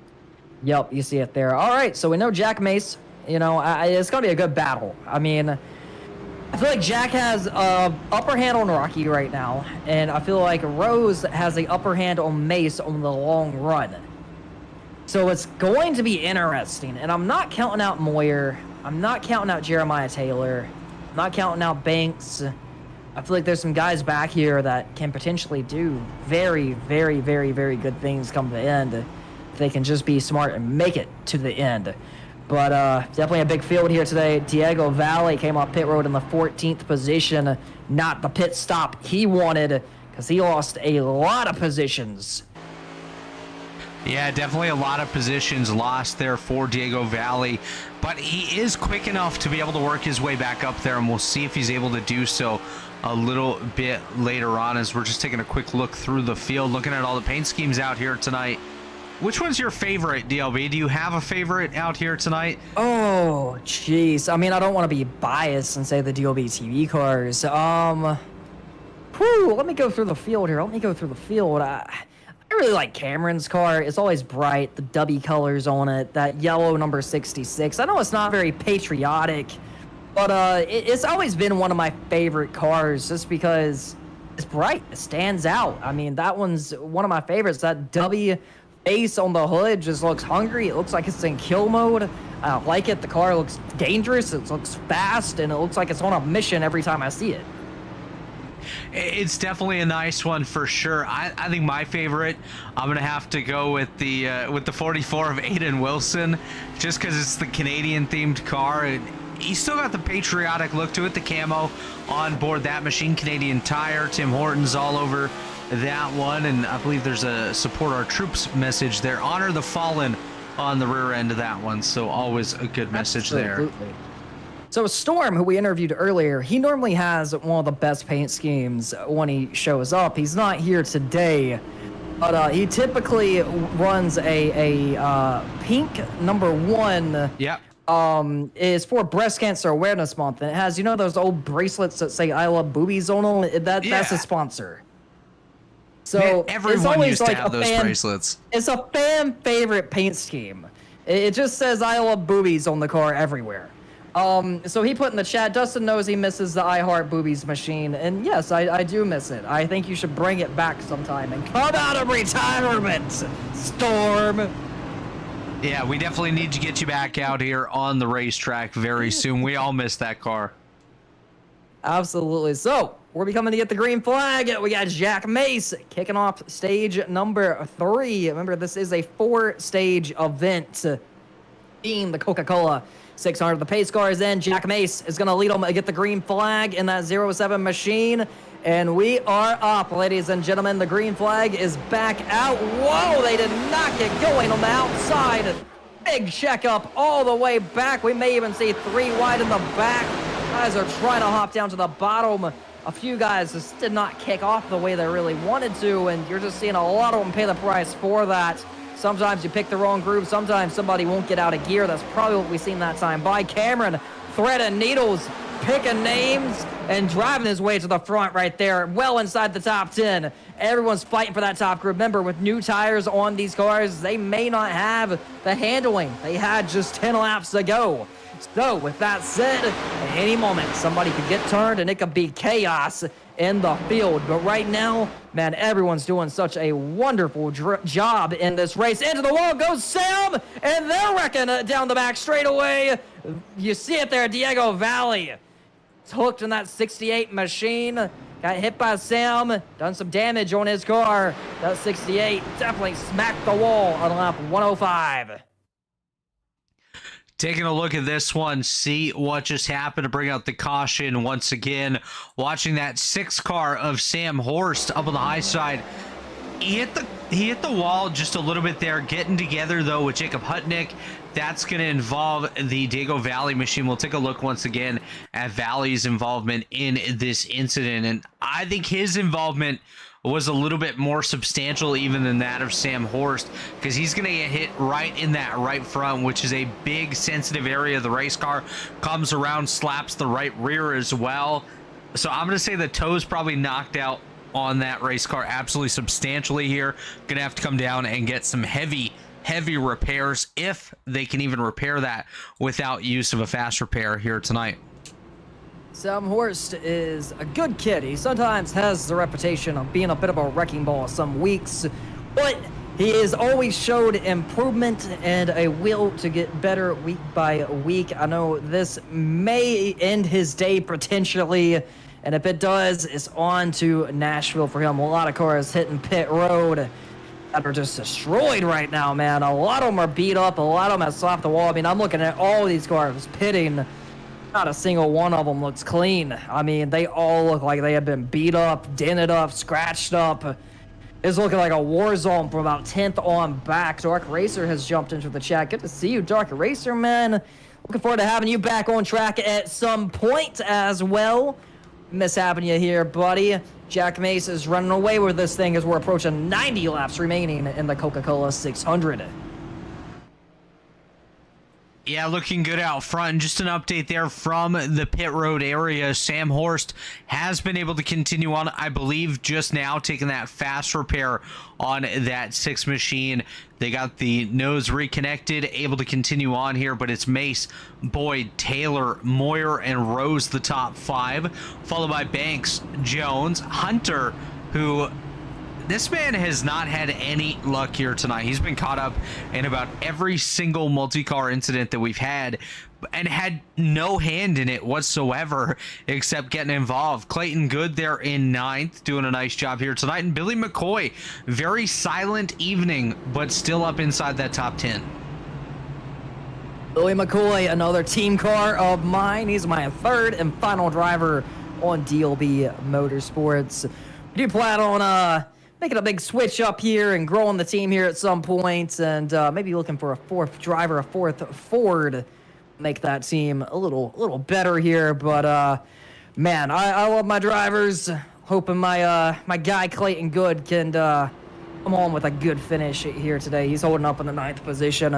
I think a top 5 would be more than I can ask for Clayton Good.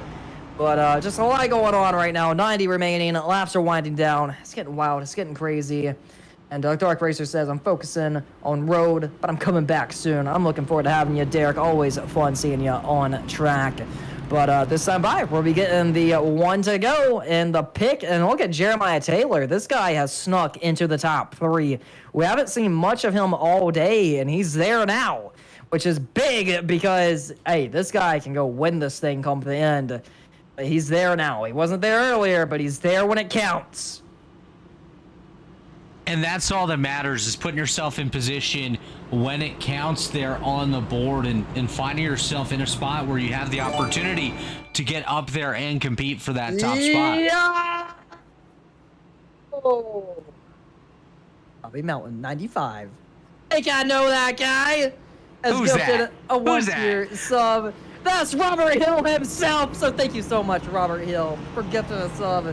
Twig the Kid. Thank you so much, man. Much appreciation. As we're all having fun here tonight. You guys have been killing it. Thank you so much, Robert, for dropping the gifted sub there for a total of 4. Now look at this.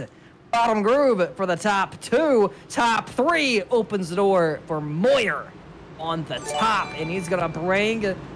Yo, we got more notification sounds? We got notifications popping off every second right now.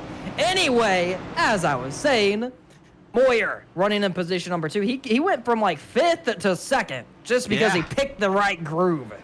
Well, look at Clayton Good as well. He was at the tail end of the top 10 in the 9th position. He gained 3 spots just based off the choose. Currently finds himself outside of row number 3. So choose cone definitely something that's helping a lot of these guys tonight. DJ Sakima gaining a handful of positions as well. Dylan Banks looks like he's going to be the one to lose a handful of spots back into that 9th position. Billy McCoy up there in the 8th position as well. So choose cone really coming into play here. Looks like John Jones trying to pick both lanes in the middle there just a moment ago, but now going to find his spot up there on the high side. As the pace car going to get set to go green, it's going to be Mace on the inside. Moyer up top here, DLB with just over 90 laps to go. My man Clayton Good running a P6 right now. Picking up names, making it happen up there. Pace cars in. You're going to see it there. Ryan Moyer outside. Jack Mace inside. Waiting for the Geico restart zone. And we are green flag racing from Charlotte once again. You see it there. And now who's going to make it in a turn number 1 and come home with the lead? Moyer trying to pin down the number 07 car. I don't know if it's quite gonna stick, but right here you see it. Here comes Boyd with support, with help, trying to shove his teammate on by on the bottom group. This is gonna be a big help going into turn number 3 and 4. Oh, Lucky into the door of Moyer. That was a door slam. Carnage 3 wide. Jeremiah Taylor trying to pick up some positions. More contact with him and Boyd. More contact, more paint rubbing going in a turn number 1 and 2, 3 wide. Oh, John Jones is going to get sent off the hill. He had nothing to do with that, and he got the worst end of that deal. So John Jones got sent, and now this is going to allow, I believe, Clayton Good to potentially sneak inside the top 5. Are they wrecking? We got a wreck down the back straightaway. Put the yellow flag out. DJ Sakima has wrecked in the car number 96.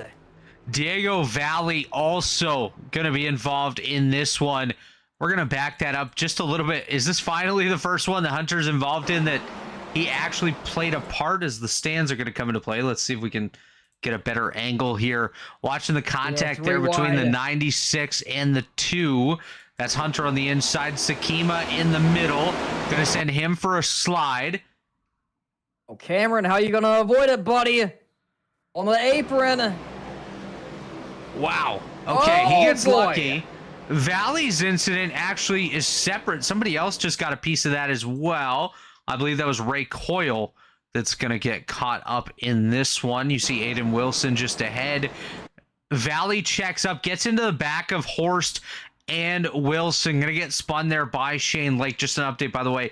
Ryan Moyer, Rocky Boyd, both coming down pit lane.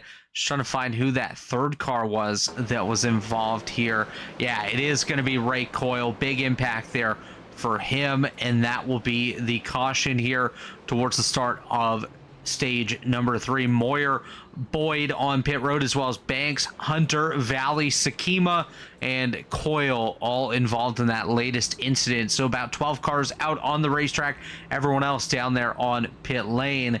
So a bit of a split strategy here. Shane Lake going to be the first one to exit pit lane.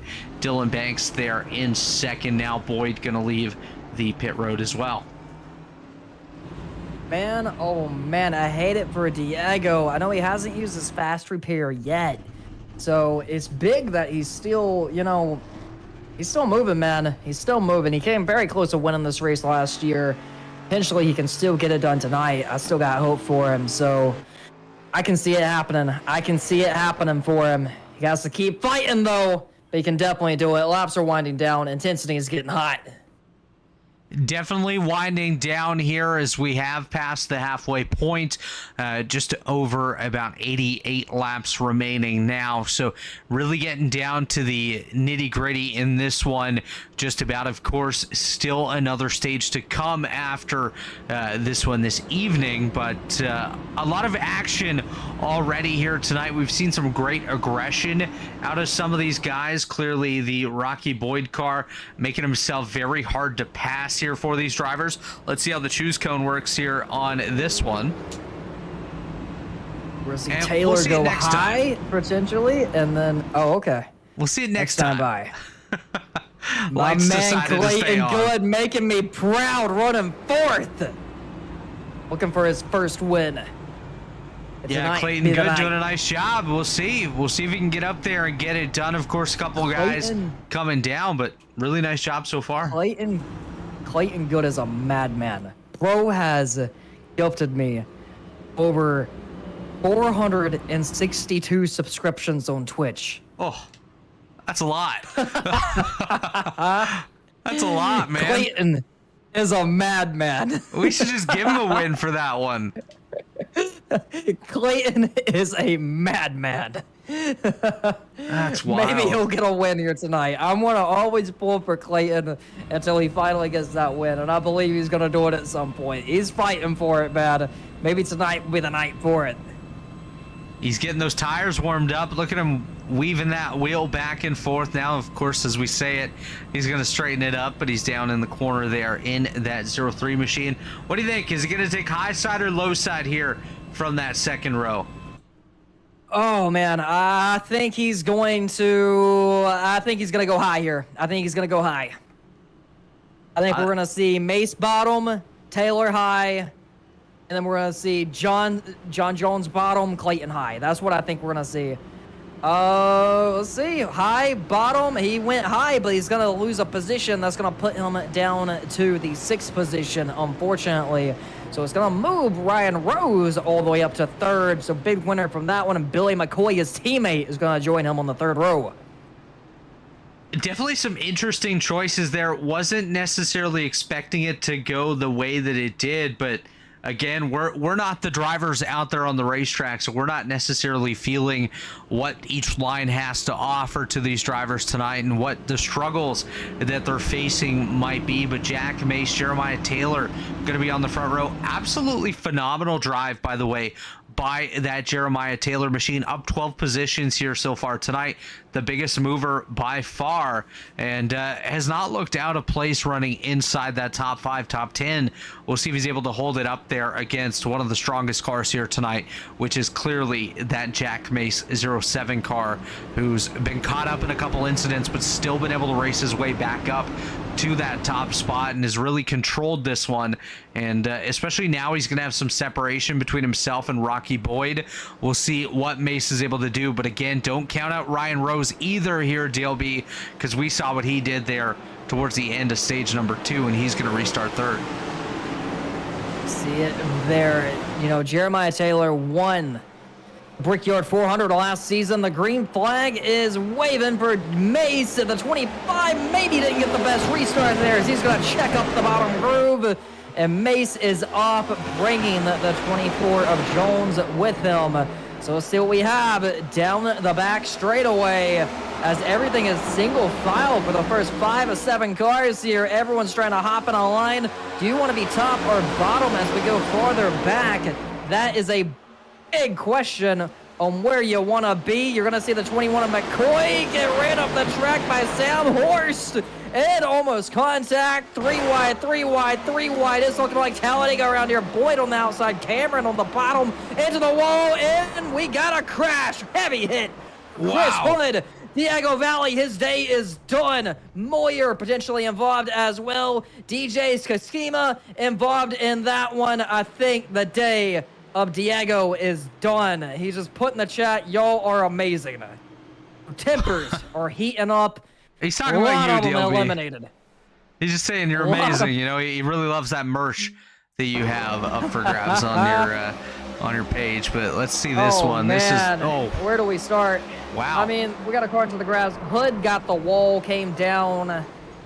I mean, we're gonna need Diego to take multiple looks to at this one. This was absolutely madness. What caused Hood to get the wall? I mean, right before that, you look at him 3 by 3 by 3 by 3 by 3, almost 4 wide. Boyd shot it up there. I think he went to follow Boyd and just followed in his tracks and got the wall. Got into Moyer, got into Diego, and unfortunately that did it in for him. I mean, Diego got the worst end of it. I mean, oh man.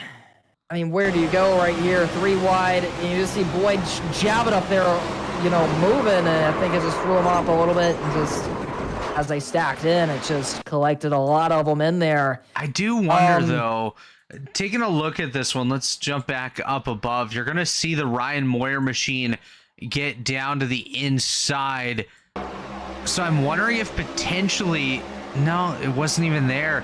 Because I was thinking maybe it told Hood that he was 3 wide, so he kind of panic reacted to it and went up into the outside wall, but just really not sure what led to that 0-2 going into the outside wall. Of course, DJ Sakima getting involved. We saw Diego Valley involved as well. He's going to be done for the night.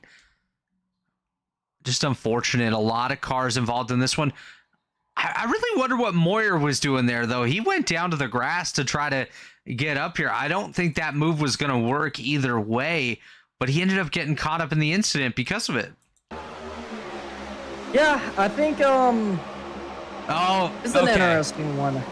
He went to the inside of Shane Lake there, DLB, as you can see, coming into the front straightaway, just kind of ran out of room and ended up having to go through the grass. So it wasn't necessarily of his choosing, just unfortunately, he's probably going to wish that he ran into the back of Shane Lake instead, because he absolutely grenaded the outside wall.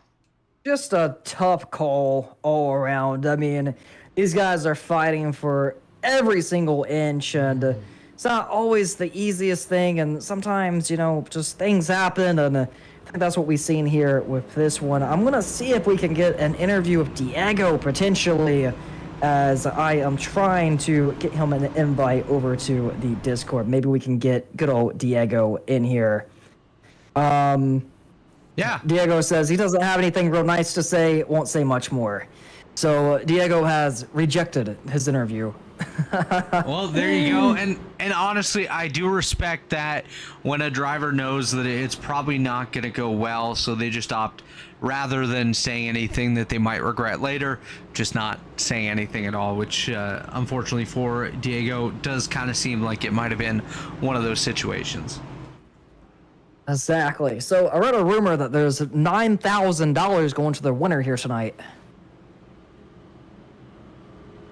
We got to sell a lot more of those pink hoodies if we want to have a $9,000 payday. So be sure to head over to Teespring and purchase about 9,000 of those hoodies right away, please. Anyway, Jack Mace is up front. There we go. Nice little hoodie flashing on the screen for you guys. Gotta get the plugs in here. A little bit of secret messaging right there. Yeah, exactly. Buy my merch. Buy my merch. Now. We're trying to keep the lights on around here. Come on. So anyway, Aiden Wilson doing Canada proud in the 8th position right now. Clayton Good running 9th. Cameron in the top 10. How about Shane Lake? Man, he was 2 laps down earlier. Hey, he's there now. P11 got some waiver rounds, got some lucky dogs. He's ready to go win this baby. Tyler Hunter, we've seen him hit everything but the pace car here today, and not even of his doing. He's running in the 12th position. Rocky Boyd, 13th. He came up pit road, topped up a little bit there. And then we got Ryan Moyer, who just got involved in that crash. He's going to be restarting in the 15th position. Chris Hood, who just got involved in the crash, restarting in the 16th position. We still got a lot of cars on track fighting, man. A lot of them. Dylan Banks is on pit road currently. I don't know if he's getting some damage repaired. I know he was fast early on. He's trying to get topped up here. Dylan, I believe your number placement is actually illegal due to NASCAR standards, but I'll still take it. Bro misses the classic days. You can see it. Man, I'm so conflicted on number positioning, because some cars it looks really good where they have big them, deal. and some it just looks terrible. I'm old school and I'm stubborn. The number placement has grown on me a little bit, but I'm very old school and very stubborn with a lot of things. But I don't like changes. I don't like changes. Anyway, we're coming to get the green flag. So we're going to have, roughly we're halfway through stage number 3 here. We're going to have about a 30-lap dash, about a 28-lap dash here to really hammer down, get it done, see what we can do here. And hopefully come the end, we'll be ready to go. Here we go, waiting for Jeremiah Taylor. Throttle up, hit the gas, and hammer down. And he is off. Here comes Jack Mace on the outside. We'll check up there from the back, but overall, everything's looking smooth. We got Jack Mace up front leading, and he's hanging on to it. And through the back of the field, here we come. John Jones is starting to come alive here. We haven't seen too much of him all day, so it's good to see him just kind of chilling right now in that 2nd position. And you see it there, 3 wide is that Rocky Boyd coming to the front. He's on a mission, almost contact with Cameron. Cameron's going to run Moyer all the way down to the bottom. So he's going to hang on to it there for a moment. And in front of him, it's looking like chaos. I mean, I don't want to be nowhere near a lot of these danger guys, man. Oh, here we go. Sam is inside the top 5? Yeah. That shocked Sam me is as well. inside the top 5? What a drive. Great recovery there for Sam. Sam, you are known as a wrecking ball to the community, but I am so proud of you right now. I am so proud of you, That's Sam. like a double-edged comment. One side it's like, hey buddy, you're wrecking ball. The other side, hey, great job. No, he's turning around. I got belief in this kid. Oh, no! Don't believe! no. Don't believe! Hold on for Sam. No more believing. He held on to it. This guy is full of talent. This guy is full of hidden talent. I'm telling you. Oh, I can't my. believe he saved that car. Sam is making me so proud here tonight. This Wow. guy is full of talent. That was a roller He is- coaster of emotions right there. Oh my goodness. He's still inside the top 10. Him and Cameron have beef on this racetrack. Cameron's trying to get around him. He does not like racing near him. He has been very vocal about that. Well, we'll see how it goes here in just a moment. Horst up on the high side. Moyer gonna go down to the inside there as Cameron Romano right up in that position as well. He tried to get by Horst, wasn't able to do so. He's going to be side by side with Moyer through turns 1 and 2. Maybe a little bit of contact there as Horst into the outside wall. Romano took a look to the high side, wasn't able to get there. He's still side by side with Moyer. Romano trying to cook and book it up there on that high lane. 25 laps to go, coming to 24 this time in stage number 3. It's Jack Mace, John Jones, Jeremiah Taylor, Ryan Rose, and Rocky Boyd, the top 5. We're focusing in on a little bit of a battle here just outside the top 5, but now back up into the 4th position. It's Boyd up on the high side, Rose down on the inside. Look at Jacob Hutnick. He's been involved in, I think, the last 3 cautions, and now finds himself up in the top 5 looking for 4th. And Sam's coming back as well.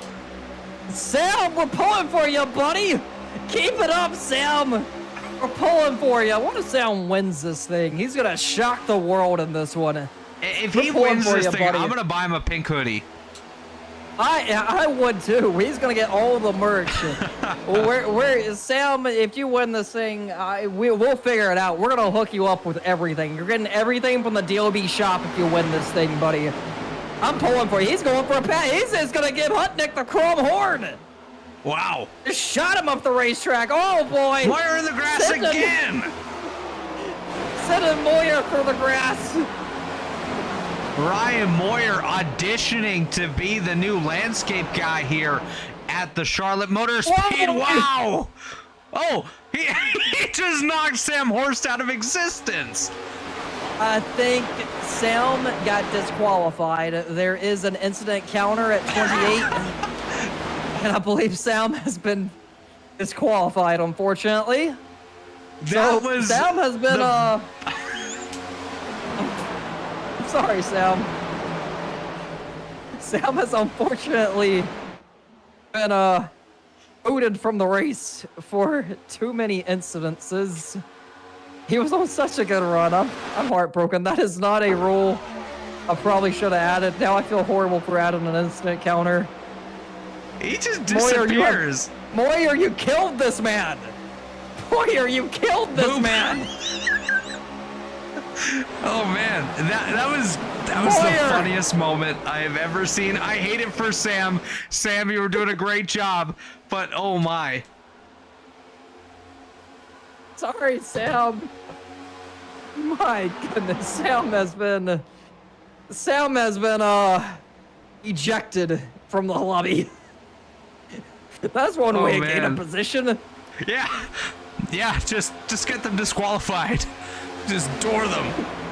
Wow. Moyer, just hit the rest of your competitors and you're gonna win this baby.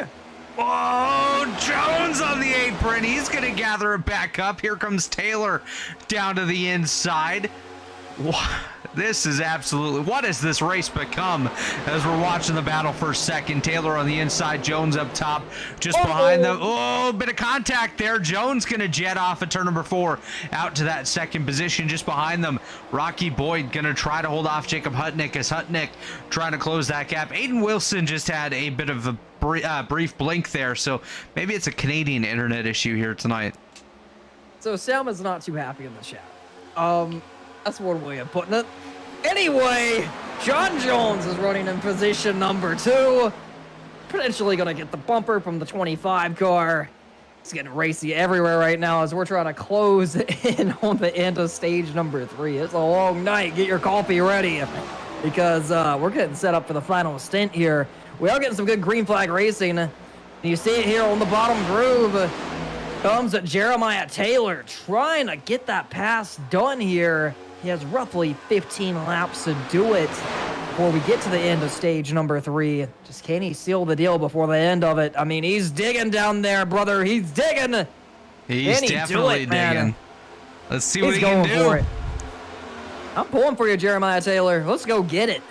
And the Chick-fil-A machine, he may be able to snag a W here tonight if he can keep this run going. He seems to be handling his tire wear pretty good.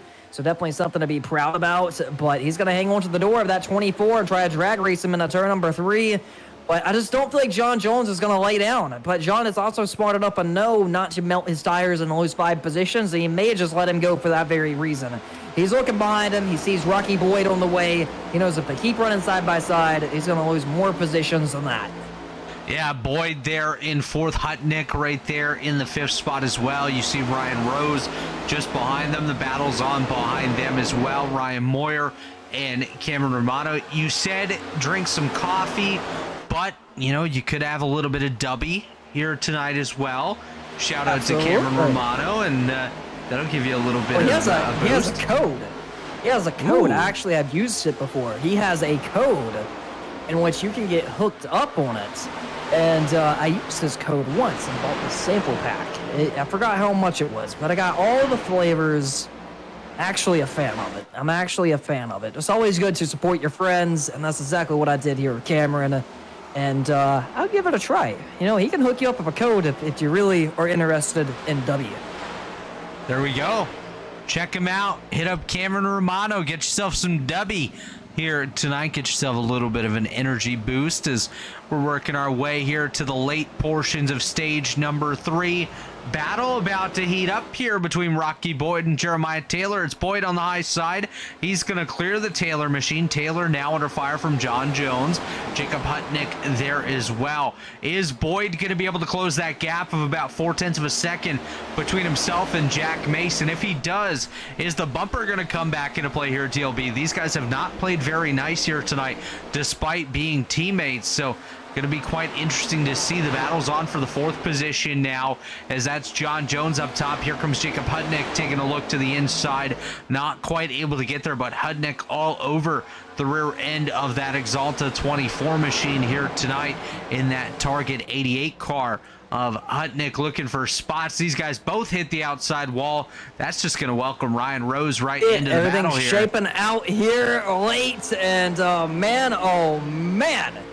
It's looking to be like it's going to be a eventful one car into the wall up there as well. Robert, did you lose your buddy? I'm still here. May have cut I'm out. good. Okay. You might cut out there for a second.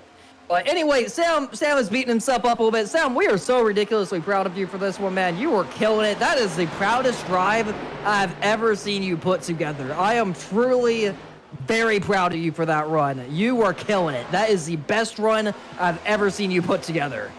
Yeah, Sam was definitely having a great run, and you can see that as the race went on, he was definitely improving. There's still some connection issues there for Aiden Wilson. Unfortunately for him, he is holding on to that 9th position, but blinking off and on there. We'll see if he's able to gather it back up. And like you said, DLB, Sam was having a great run. You can see the progress just from the start of the race to the point where, unfortunately, he had a bit of Harry Houdini hit him there. Now you see him, now we don't, as he did disappear from the screen. And we'll see him back in a couple weeks' time, actually next Friday night, where you know he's going to be back up there battling. Oh, contact there between Jones and Hutnick. We got beef on the racetrack. So they're trying to race it out here. These Absolutely. are important. So that's what we're seeing now. These stage points are important. And, man, we still got such a big field here as everyone's just racing it out, trying to get every inch they possibly can. And this is the battle for the 5th position. Going to be more contact potentially as Hutnick tries to run.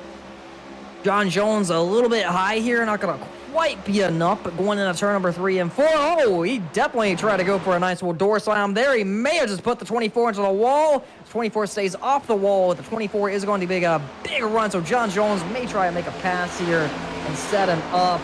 And let's see if John Jones can get it done, as he's going to fall down to the 6th position.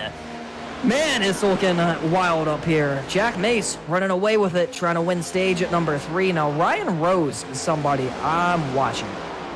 He's tried things for this final stage, and I think that's what he's trying to do. He's trying to make sure he can save the tires and properly make that run at the right time come the end of that final 50-lap stint. I think that's what he's setting up for.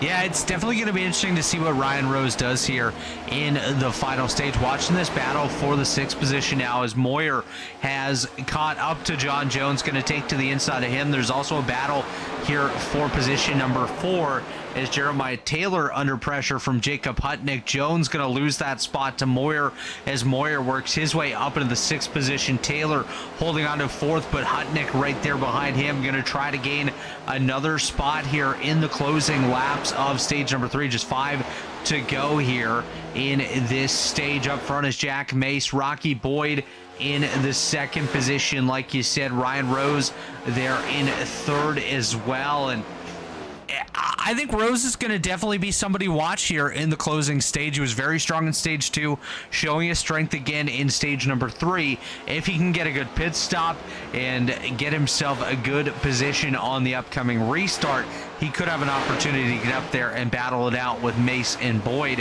who have both been absolutely phenomenal competitors up here at the front. Oh, 3 wide off 2. Wild, man. Here we go. It's on. Moyer trying to go a war with Hutnick. For the 4th position, Moyer's car is coming to life here. Now, oh boy, Wow. oh boy, he's going to hang on to it. As a Toxic Cookie put in the chat, hey, I'm back. I've been in the hospital. Toxic Cookie, why are you good, sir? Did you eat toxic cookies? Don't do that. Don't do that. I hope you're okay. It's good to have you back. Please stay safe, my good sir. Absolutely. Now, Ryan, let's take a look at this. Ryan Rose, is he closing that gap? 2.45 back. As they're going to be taking the white flag next time by. It does look like Jack Mace is going to lock up stage number 2. He's just trying to make it back to the white flag here and seal this deal, but we do got some action on the racetrack. I think we're going to see something special here come the end of this Coca-Cola 600 of 2024. And let's see what kind of run we get here and what kind of race we have come the end. It's definitely been a very, very, very exciting race. So the white flag is waving for Jack Mace here at Charlotte Motor Speedway as we're looking inside the top 10. It's looking fun, man. It's looking fun. I feel like we really got to watch Rose going into this final stage. Rose, Hutnick. Hutnick is one that started coming on strong here. He's been in stage sneaky. number 3. He's been very sneaky here in this stage, and as we come off of turn number 4, Mace is going to claim stage number 3. And that's going to drop the green and white checkered for Jack Mace, who is going for max points here tonight, trying to get every point he can get. But Boyd in position number 2, Rose P3, Hutnick P4, 5 is Moyer, Taylor position number 6, P7, Jones, McCoy in 8th, Bank in 9th, and Hunter rounding out the top 10. So this could be the money stop here if we go green flag racing to the end. This could be it. This could be the money stop of the race. This definitely should be the final scheduled stop of the evening for most of these drivers here tonight. Again, they can make it about 65 laps on fuel, less than 50 laps to the conclusion of tonight's Coca-Cola 600. We have had a handful of cautions in addition to the stage yellows tonight. This is the 9th caution period of the evening, so a couple guys on a little bit of an off strategy, but everything should get wound back up together here and have everyone come down pit lane. We'll keep an eye on that. Fred, the pace car driver, has picked up the field with Jack Mace out front. Rocky Boyd there in second, and Ryan Rose just behind as they're going to get set to come down pit road this time for the money stops. We need to get an interview of Fred at some point. I feel like that's what the fans want to hear. We want to hear a day in the life of Fred. Maybe we can get Fred on the podcast. I don't know that he will be available. He speaks like Siri or like some AI thing. Trust me, we're going to get a great interview with him one of these days, and we're going to know behind the scenes of the life of Fred. What goes on with We'll Fred definitely and try. Exactly. We'll let Chris know about it. No, that's who we're aiming for. So as we're watching the race off pit road, let's see if Jack Mace can win that race off pit road. He just won stage number 3. Off pit road, Jack Mace, position number 1, P2, Rocky Boyd, P3, Ryan Rose, Ryan Moyer in position number 4. So they came out about the same way they came on here, which kind of expected. But now it's time to see who's been saving. I feel like Ryan Rose has a little something on the table he can show. I think Moyer has a little something on the table he can show. I think Hutnick has a little something. Jeremiah Taylor has been 50-50. Sometimes he's blistering fast, other times he's fading. I feel like he can go pretty hard at the early of this, catch a yellow at the right time that could work out good for him. John Jones has been kind of around 3rd to 5th all night long. Could he do something come the end? Thinks he is fast early on. Fell back, ran into some trouble. Could he rebound and be there at the end? He almost won stage number 1 during the daytime. As it went night, his car definitely fell off a little bit. Hunter, that car is sponsored by the U.S. Army, but races like an absolute tank as it's still standing. Clayton Good, who's running in position number 11, he's still fighting this thing out. He's doing everything he needs to do tonight, and he has his teammate behind him, Chris Hood. He ran into some trouble earlier, made a few enemies there with Diego. He's holding it. Cameron, he's being smart. I feel like he's going to set up a hard charge, probably charge up to about the 7th position here, try to be there at the end. His car has been clean all night. DJ Schema, I know he has been into some trouble, but he's still out there kicking and moving. Billy McCoy, the 3rd DLB Motorsports machine, is running in the 14th position. Not the night he wanted, but he's going to try and make a heck of a drive come the end. Shane Lake, bro, we're just proud you're still standing out here, man. It's been a day for that number 3 machine. And then we look at our Canadian driver, Aiden Wilson, who is running in the 16th position. He's trying to spoil the Memorial Day party. Yeah, and I think that's about it time. out on the racetrack still of the drivers here tonight. 16 of them still running on the lead lap. We started 20, so honestly, that is not bad whatsoever here. Only lost about 4 drivers in Ray Coyle, Sam Horst, Diego Valley, and Brandy Randall here tonight as we'll get set, I believe, for the choose this time here, DLB.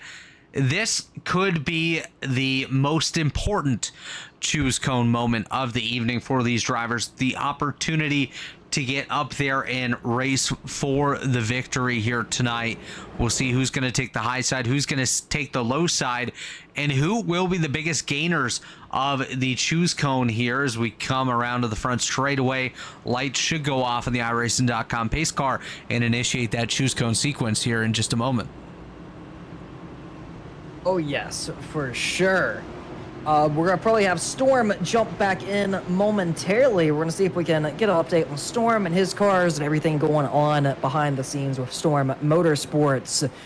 You see Jack Mace chose the outside, brung Rocky Boyd with him, opened the door for that 58 car. I don't know what we're going to see from Ryan Rose, but he wants to go spoil that party and win Coca-Cola 600, and there's a good chance he very well may do it. Hutnick, he's going to be restarting in the 3rd position. Looking good for him, Now, everything is in control of the pace car and Jack Mace, as we got 45 remaining in the 2024 DLBTV Racing League Coca-Cola 600. The drivers have been battling fog all night. Seems like the track has cleared up a little bit. It's still a little foggy out there for them, but we're far from done. We're going to see it here as the number 07 is going to try to get a little bit of help from teammate Rocky Boyd on this restart, potentially shove him up to the front and So who's going to bring it home? Will Jack Mace be able to snag his second win of the season? He won Talladega. He's trying to win the Coca-Cola 600. If he does, that will be 3 wins in a row between Mace and Boyd as they are trying to take home the Coca-Cola 600. The green flag is waving for the final stage at Charlotte. Mace with an incredible launch. He's going to fire off good. Going into turn number 1 and 2. If a train of cars behind him, look at Moyer trying to jump down to the bottom. It's not going to quite stick for him because Boyd is going to slam the door on the field as everyone's fighting for that outside groove currently. Are they wrecking in the back? I think I've seen a car go around. It is going to be Cameron. No. Was it a 1-car accident? It was a 1-car accident. We are going to stay green. What an incident get there back for refired. Romano. I don't think he will. Oh, he's bringing a pit road. The car will not move. Car was destroyed after that one. Just got a little bit loose there, bobbled it, lost it, slammed the inside wall. A pow, heavy hit for that 66 machine. That was a massive impact with the inside wall there for Cameron Romano. Unfortunately for him, I believe that'll likely take him out of this race. If he wants to jump over and have a quick word with us, we definitely welcome him to do so. After what was a promising run for him, unfortunately, just went sideways here in the late stages of this one. Watching a battle a little bit further back between Jacob Hutnick and John Jones. These drivers worked together earlier on, now finding each other once again out here on the racetrack, DLB. They cannot get separated whatsoever, as you also see Clayton Good on the scenes there. Dylan Banks coming back. Jeremiah Taylor in that fight as well, as Good looking for an opportunity potentially to split the middle there. I saw his nose go in and he opted to back out, which I believe is the smart decision right there. Not necessarily time to jump up into a 3-wide situation. So we're going to be joined by Cameron, who unfortunately just went for a wild ride there. We got a lot of action going on onto the racetrack. Cameron, walk us through what happened there that ended your day, and is it done for you? Yeah, it's done. You can't fix this in time. But I think what happened was the car just snapped loose in the middle of 1 and 2, and I couldn't save it. I was fighting a loose car all night. For some reason, we didn't have that much. We didn't have force feedback for some reason, so that was a major factor. But I just hate to see it. You know, we're going on a full season and a half without a win here, and I hate it for my guys. I completely understand that one. How is the track feeling out there? Obviously, it's a little foggy here tonight. And take us through some of the action on track and just a feel of how the environment is. We have a very big field. A lot of guys are pushing hard. And just how was it racing out there on the track tonight? I can tell you the outside line is preferred when it comes to passing. But the track's been loose all night. The cooler temps really haven't been helping us as far as grips. But that's all I really got to say right now. And I just feel bad for Diego. He got involved in a wreck early on. It wasn't really necessary. I hate it for him. You know, he doesn't really race with us that often, and he gets the short end of the stick every week. And I feel bad for him. Absolutely. Well, we appreciate you for joining us here tonight. Cameron, is there anyone you'd like to shout out? Any sponsorship? We were just talking about your W sponsorship. What is the code for that? Because I was telling everyone they need to go try it. Yeah, the code is LOST317. I'll type that in the chat. But we actually just dropped our line of canned energy drinks. So we got some carbonated beverages. But unfortunately, you can't use my code for that just because of the cost of manufacturing and everything. But for everything else, use LOST317 to get 10% off your order at w.gg. Really awesome guys. They're avid iRacing fans, believe it or not. So good to have them on the car week in and week out. Also got to give a shout out to DLB as always for putting this all together. I appreciate you. Thank you so much for jumping in here tonight, Cameron. Hope you enjoyed. Hopefully we see you next week. Hope to be back soon. All right, you take care, man. So Back on track, we take a look at the action. We got Rocky Boyd and Jack Mace going to war here the past couple laps. Seems like they're door slamming every single turn. Yeah, it's been absolutely wild, DLB. I thought while you were talking to Cam there that we were going to get yet another caution, but down the back straightaway, looks like they're just going to settle out finally with 35 laps to go this time and get into position, maybe run this out just a little bit, because they know if they continue to battle the way they are, they're going to welcome Ryan Moyer up into the picture. He's about 1.3 seconds back of this duo up front, but Boyd, I think, just sent it a little bit too hard, got a bit sideways there, was able to gather it back up, but losing a little bit of ground now to Jack Mace, as Mace has done a really nice job. He's been the dominant car here tonight. The only drivers really to have anything for him is Ryan Rose and, of course, Rocky Boyd, that finds himself up in that second position. But also looking now inside the top 5, you're seeing the likes of Clayton Good that's back up here. Of course, Good qualified 5th, and now in that 5th position side by side with John Jones for that final spot inside the top 5. So great work by Good to get himself back up here in the late stages of this one and maybe have something to say about a podium finish. Absolutely. So somebody I'm really watching right now, Ryan Rose, clearly saving tires. Yeah. He's running the 8th position, about to be 7th. He's making sure he has tires come to end. I would imagine he's going to pull the trigger. Not completely. He's probably going to keep the same pace going. He's just saving. And he's going to let these guys come to him. I think that's his game plan. That's what he's going to try to do. Be there at the end. He's hoping that Mace and Boyd keep racing it out up there, burning themselves up, killing their tires. I'm sure they have took laps off their tires going side by side for the 3 of 5 laps that they did.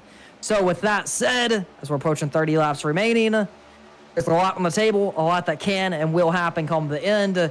I'm expecting this thing to go green for a little bit. I think we're going to get a nice green flag run to the end. Jeremiah Taylor's running 4th, Moyer in 3rd. But up front, bumper to bumper, is still Boyd and Mace. I think it's a cat and mouse game. They don't want to show what each other has, and they don't want to give it 100%. I think they're both in the mindset of we need to save, we need to be there at the end, we need to be smart. Yeah, no, I definitely think you're right on that. Task. I think you're right on that, but of course it is Boyd and it is Mace up front. These two drivers absolutely beating and banging every corner. Put each other in the wall, which is really weird amongst teammates. I gotta be honest with you. These guys do not race like teammates whatsoever. Oh yeah, I mean there's a chance they. Oh, here we go. Boyd almost shoved his teammate into the wall. Off turn number 2. It's heating up, man. It's heating up. I mean, if they wreck each other, give the win a 3rd. I mean, man, that's what we're looking at right now. I would love to be in their team competition meetings every week where, you know, they figured out, okay, we wrecked both of our race cars by wrecking each other as they're battling for the lead. The blocks coming in, the door banging coming in. Mace gonna slide him into Boyd. Oh, wow. I thought that was about to be game over. Man, it's getting nuts up front, man. I mean, let's pay attention to the gap here. There's a second gap between them and Moyer. At what point is it too much? I mean, at what point are they burning their tires up? At what point are they losing every advantage they built throughout the entire night? Because I feel like we could hit that very soon if they're not careful. I think they're both smart enough to not do that. But one mistake and they're both wrecked. It already happened once tonight. It can very well happen again. And as you're watching back there, I mean, you see it there. Rose is on the move. Put him up a 5th. Yep. He's going to really, he's saving tires. He's being smart. He's going to keep picking them off. It's a matter of time. He's going to keep picking these guys off. Clayton Good is going to try to come back to his inside, but it's not going to be enough. I think Rose has flipped the switch now, like you mentioned earlier on, DLB, where he now has the opportunity. He's saved enough tires. He didn't have to worry about fuel, but he wanted to save those tires where he has the extra rubber when it comes down to the end of it. The flip definitely been switched now. He's already caught up to Jeremiah Taylor. Going to take a look on the inside of him now, work his way up into the 4th spot. Keep in mind, 174, the gap is 1.9. Let's see what it is in about 10 laps. I bet you he's close to just a second behind that top 2. But here's the thing. He would be reaching this point with, 5 of 10 remaining. The fact he's there now, He could have Yeah. light this field up. He's definitely a little bit harder than he did on these other runs, these previous runs. He's going a little bit harder than he did in them because he knows he has to be there. And maybe everyone's just burning their stop up a little bit more because I feel like he conserved himself very well because he was running 8th not very long ago. So with 25 laps remaining, he may be able to do it. He's, 1.8 seconds back. He's running down Moyer in a freaking hurry. He's going to get to Moyer before you know it. That's going to put him up to 3rd. He's running very similar times with the cars in front of him while even making passes. So that's a positive as well. At the line, it was a 30 flat by Ryan Rose. 2.5 tenths faster than Moyer. 4 tenths faster than Mace. 3 tenths faster than Boyd. Yeah, it's quite wild how things are shaking up here towards the closing stages of this one. 25 laps to go. Moyer now within a second of the race lead as well, so he's really stepped up his pace. Rose about 1.5 seconds, so in a matter of about 3 laps, he's cut 4 tenths of a second off of that gap between 1st and 4th place with Ryan Rose there. You can see Rose getting bigger and bigger for Moyer and Mace that are currently 2nd and 3rd. Mace about to get swallowed up by Moyer here for that 2nd spot. I think he's just overcooked his car a little bit. The battle with Rocky Boyd, both of those drivers really putting a lot of strain on their equipment trying to hold on to the spot, and you can see especially with Mace where it's really just starting to fall off. I mean, Boyd, he showed up late. I didn't think he had anything to compete with. He's Mace, just naturally he so showed good. up. He is, but the thing is, I think when Ryan Rose gets to him, how do you get around him? You know he's going to get blocked. You know he's going to get pinched. You know he's going to get pinned down. You know he's probably even going to get shoved up the track. So if you're Rose, how do you mentally go into that knowing that you may have to rough him up just to get around him because you know he's going to rough you up if you don't? I don't necessarily like racing like this, DLB, as the gap about to be within a second. The entire top 4 are going to be there together. I don't necessarily like racing like this, but I gotta think that if Rose is able to get up there, first he's gonna clear Mace, of course, and work his way into 3rd. But if he gets up there, I think the front bumper really gonna come into play. Probably have to move Rocky Boyd out of the way and then really just haul it. He's gonna have to step on it, otherwise the bumper's coming back. Yeah, I mean, I think he just has to hope that his pace is so ridiculously faster, and I'm scared Ryan may be burning his stuff up because it looks like he is going very hard. 20 laps remaining. So I don't know if he's going to have the tires come to the end, and that's going to be something I'll watch as he's about to take over the 2nd position, but he's just lighting these guys up right now. He's saved a lot early on. He's going to, I don't think Moyer's going to have a single thing for him, and then Boyd is right there. I think if you catch Boyd with 12 laps remaining, he's probably going to catch him before that point. I think you run him easy. You play with him. You toy with him. You don't make the pass unless you need to. I think you let him burn his stuff up and you let him, you go by him when the track allows it. Because at this pace, he's going to get there. If he can get his win tonight in his first start, it's going to be incredible.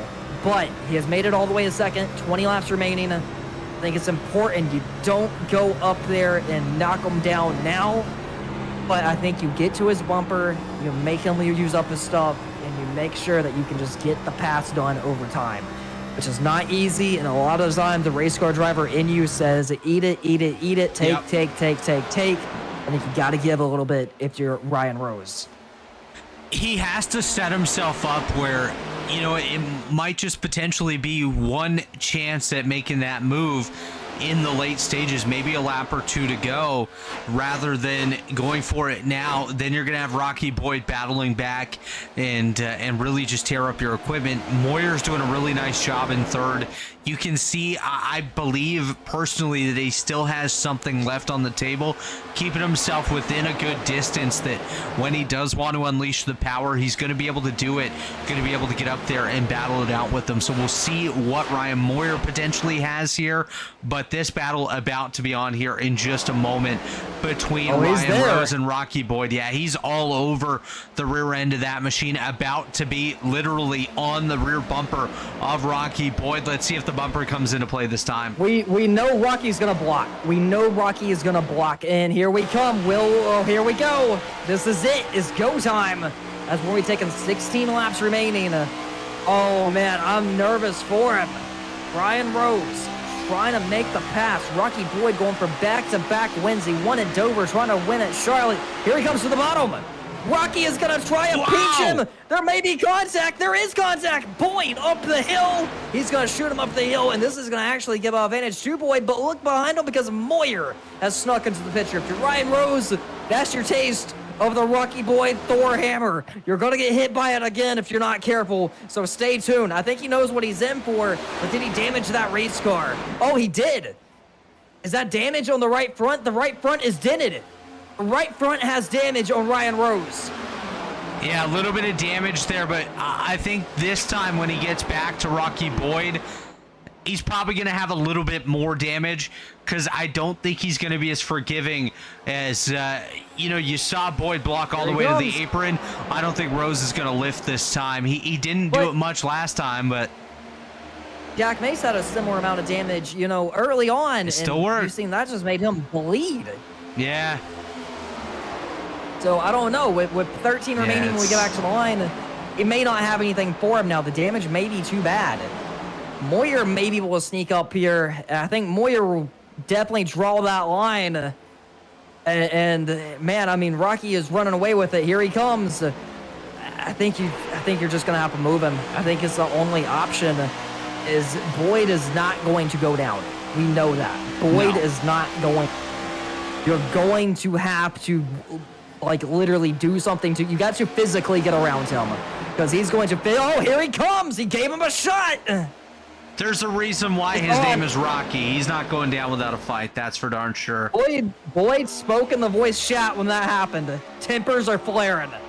Oh, they're both talking it out in the voice chat.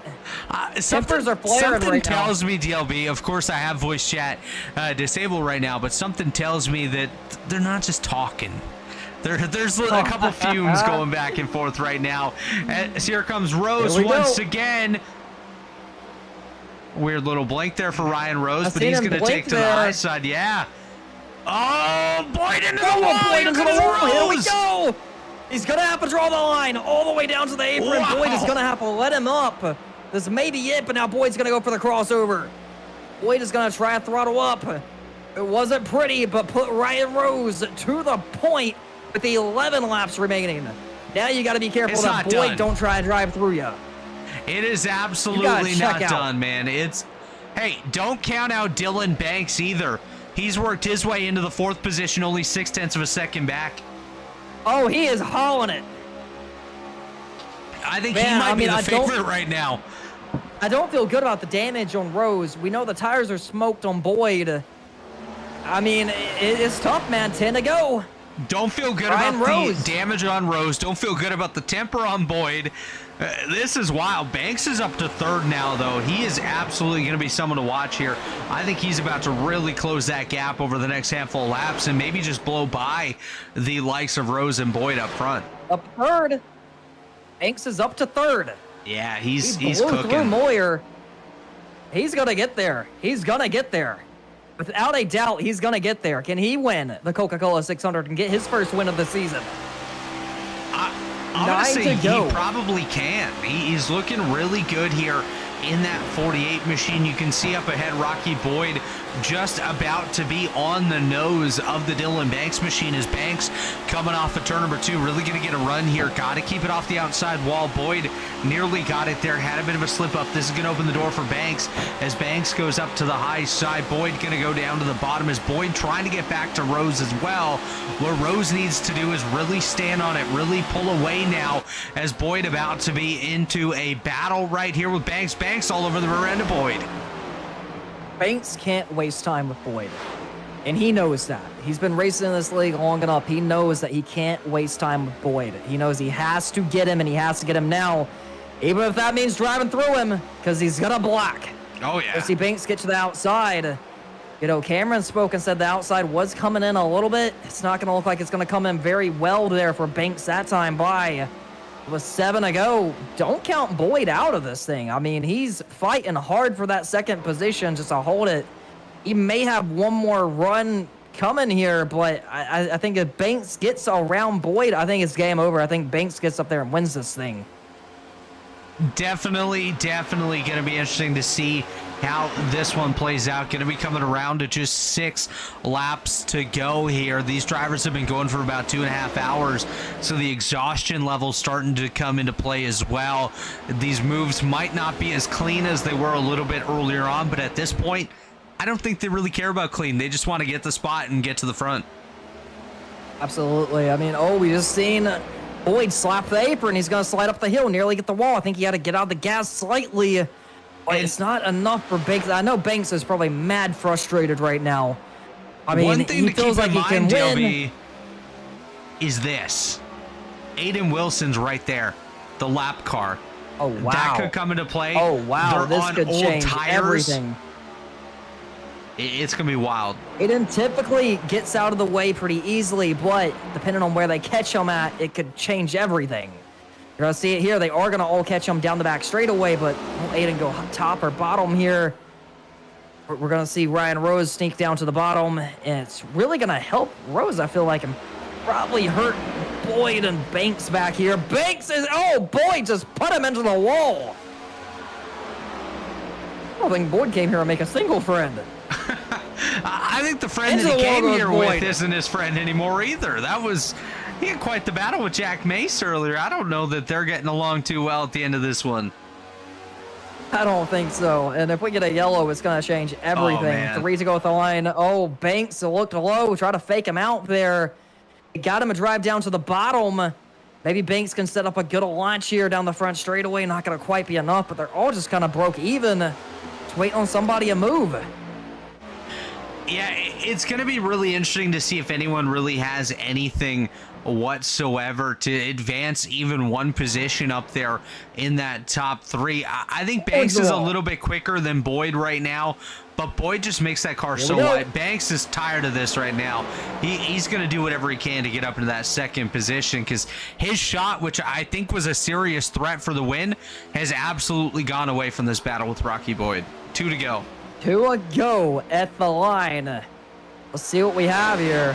My hand's on that yellow button if we need it. Oh, man. We're going to see Banks try to set up a run here. I don't know if he's going to... This could definitely boil over after the race. Could turn into something pretty big. But we're going to be watching the cars up front here. The battle for second is on. Boyd is going to hang on to the second position. And the white flag is going to be waving for Ryan Rose. Oh, you just seen Banks hit the wall. Ryan Rose will take the white flag in the COCA-COLA 600. 1 lap to go as they head into turns number 1 and 2 for the final time.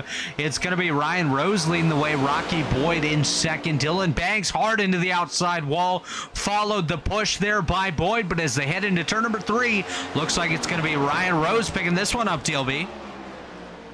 Ryan Rose off turn number 4. First start in the DLBTV Racing League, and he's gonna win the COCA-COLA 600. Ryan Rose with the W victorious. Rocky Boyd, position number 2. P3, Dylan Banks. How about that one? Gotta love it, man. What a race, what a race. I think on the cooldown lap, we're gonna see a little bit of drama here, man. I think we got some very, very frustrated drivers come the end of this one. And just a heck of a race all around. We're going to see a little up top there come the end. But what a race. What a race. Respect come the end. You see it there. And, man, I mean, it's COCA-COLA 600. We went 200 laps here tonight. It was big. And at the end of the day, Rose gets it done. See if we can get a comment with Rose, if we can potentially get him in the Discord chat here. Not too sure what his Discord name is, but if we can find him here, maybe we can get him in. Well, while we do that, why don't we step away for the final time? One last commercial break. We'll see if we can have a word with Ryan Rose after what was a very thrilling COCA-COLA 600 finish here tonight. Absolutely. We're going to step away for one moment. We're going to be right back, hopefully with an interview.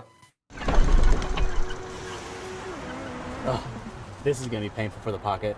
Kyle, we have DriveSmartWarranty.com. Help is one tap away. It's like a pit crew. Like a pit crew in your pocket. DriveSmartWarranty.com pays your costly repairs directly to the shop or dealership of your choice nationwide. File a claim or use roadside assistance on the Go DriveSmart app. All plans come with complimentary maintenance and affordable payments. Call this number now and mention Kyle Weatherman for my exclusive discount. Racing isn't easy, but experiencing it is. iRacing puts you in the driver's seat with the industry's leading sim racing game. Drive on laser scan replicas of the greatest racing circuits from around the world. Go head-to-head against other drivers chosen by skill-based matchmaking to ensure competitive racing at every level. Compete across all your favorite series. In officially licensed cars, engineered to deliver the most accurate driving experience possible.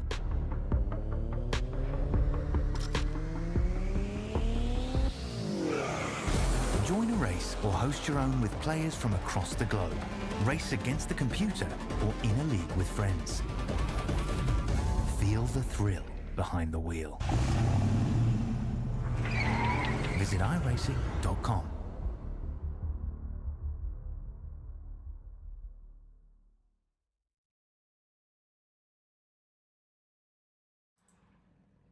Okay. We are back from Charlotte, and what a race we had here tonight. We're going to take a look at the results on the screen as Ryan Rose gets it done. He is victorious here in the Coca-Cola 600. Rocky Boyd with position number 2. My man Clayton Good brings home a position number 8. So proud of you, Clayton. We do got Ryan Rose in here. If we can get Ryan Rose in the voice chat, that would be great. And we'll go interview Ryan Rose. But let's see if we can get Ryan Rose in here. And we do got Shane Lake in here. Shane, walk us through the night until we get Ryan Rose in here. What's happening, boys? What's going on? Gee, I came back to a 300-mile race for my return. What am I thinking? Absolutely. It was a fun one. I hope you enjoyed it here tonight, Shane. We do got Ryan Rose in here as well, as we're going to talk to Shane here and Ryan Rose. But let's get a word here, Shane, first, and finish that up. Shane, I know that, you know, the result here, you got a couple laps down pretty early on, raced your way back. Got a pretty solid result come the end. I mean, it was a heck of a day for you, man. Yeah, getting turned around by Sam early didn't exactly help matters, but the car had some great speed in it. I want to apologize to Aiden in the 44 for that contact we had late. The car tightened up on me, and then the front end gripped. But I want to thank everybody with Overton Speed Shop, Raze Energy, Beach Ridge Barber Shop, Christian Elliott for actually painting that car. The thing looks sick under the lights. And, of course, having my dad's name on the back bumper, it was a fitting tribute. I lost him a couple of years ago. He was a huge Earnhardt fan, so driving that 3-car had a real special meaning to me tonight, and it will be definitely around for more races to come. And you guys, of course, for putting on a great show. Thank you so much, Shane. It's always fun having you. We always love racing with you. You're such a personality. So much fun. And see you in the chat, Clayton. He says, so unfortunately to not have a late yellow, had an extra set, could use that. Clayton, you did a heck of a race, man. Super proud of you, buddy. You did everything you set out to do. You made it all the way to the end, the longest race of the season. You did it, man. But we're going to bring in Ryan Rose here. And Ryan, we got you, buddy. Hello. What's going on, man? Walk us through that battle with Rocky Boyd come the end. And you guys went to war. Congratulations on the win. Yeah, thank you. I mean, I just came in here for fun. That's all I wanted to do. But yeah, Rocky and I had a good race. I thought it was pretty fun. I didn't mean to get into him as much as I did, so I apologize for that. But I mean, I try the race as clean as I can. So yeah. Congratulations on the win, buddy. You are officially in the playoffs. Speaking of Rocky Boyd, we also got Rocky Boyd in the booth. Let's catch a word with Rocky Boyd. Rocky, Take us through your battle, man. I mean, holding off Ryan Rose. I know you went to war there with your teammate for a little bit. Can you walk us through the battle with Jack Mace and walk us through the battle with Ryan Rose? Yeah, the battle with Jack, I knew clean air was going to be big there at the end just because of how hard it was for me to pass Jack. So I tried to get by him early in the run so I could have the clean air and just chill, but he didn't want to give it up. And I guess we saw how well it worked out for him. He got gapped 7 seconds. So great teammate, by the way. And yeah, me and Ryan raced super hard. I was just frustrated from how hard Jack raced me for how early in the run it was. He basically ended both of our chances at winning. But I tried to race Ryan hard, and he got into me a few times. But I mean, I get it. I was in the way, and he was quicker. So you got to do what you got to do. And I tried to see if I could do something behind it, but I killed my right front so much trying to race Jack, and we just didn't have anything for him. But we were able to hold on to second, so not bad. It is what it is. How do you and Jack Mace move forward after this? We'll be good. We'll be in Discord right after I leave here. Absolutely, man. I appreciate the interview. Well, I'm going to read off all the donations from tonight, and we got a lot of follows. First off, Cameron, thank you so much for resubscribing with a 1-tier subscription for 20 months, man. Always much appreciation. Chris Hood, 500 bits donated by CHTV39. Thank you so much, Chris Hood. Always a pleasure racing with you. Always fun talking to you, and always fun running with you here. I know you've been here since day one. Storm Racing, I know we caught up with you a couple times here tonight. Thank you so much for resubscribing with Prime for 22 months. Bro, you have been here since day one. He said, my milkshakes bring all the boys to the yard. That sounds like Storm, absolutely. And then we had Puckle, who has subscribed to a tier 1 subscription for 4 months. Thank you so much, Puckle. Always appreciation. I love you, man. Monster Man Motorsports became a tier 1 member over on YouTube. Thank you so much, man, for dropping some support over there on YouTube. I know you wasn't done after that, but Lost Calls came in. Cameron came back in, dropped 1,500 bits. Thank you so much, Cameron, for the support over there. As we jump over to Monster Man Motorsports, Monster Man donated he gave me a $20 super chat. Said in my 19 years of sim racing, I love seeing the evolution of this community. Keep it up, boys. Doing good. And I appreciate you, man. That actually does mean a lot to me. And speaking of CHTV, Chris Hood just said, "Yo, Dustin, expect something in the mail soon." I hope it's that wedding invitation, Chris. That's what I'm hoping it is, man. But I'll be in the lookout for my mail for you, buddy. And then we had Puckle, who dropped 225 bits. Thank you so much, man. I appreciate all the support. And then finally, Robert Hill, who gifted a tier 1 sub over to Twig. Much love, much appreciation. And I hope everyone enjoyed the Coca-Cola 600 here tonight. What a race it was. And we're going to sign off and catch you next week and the next one. Take care, everyone. Racing isn't easy, but experiencing it is. iRacing puts you in the driver's seat with the industry's leading sim racing game. Drive on laser scan replicas of the greatest racing circuits from around the world. Go head-to-head against other drivers chosen by skill-based matchmaking to ensure competitive racing at every level. Compete across all your favorite series. In officially licensed cars, engineered to deliver the most accurate driving experience possible.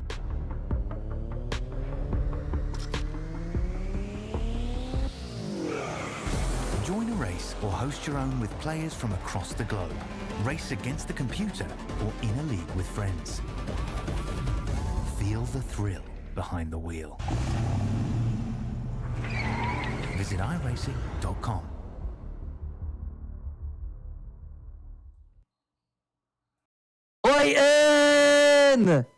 Clayton, buddy, thank you so much for 100 bits. We had to come back live just for you, buddy. Much appreciation, Clayton.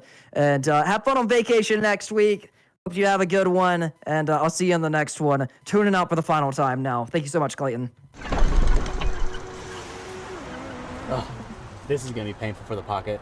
Kyle, we have DriveSmartWarranty.com. Help is one tap away. It's like a pit crew. Like a pit crew in your pocket. DriveSmartWarranty.com pays your costly repairs directly to the shop or dealership of your choice nationwide. File a claim or use roadside assistance on the Go DriveSmart app. All plans come with complimentary maintenance and affordable payments. Call this number now and mention Kyle Weatherman for my exclusive discount.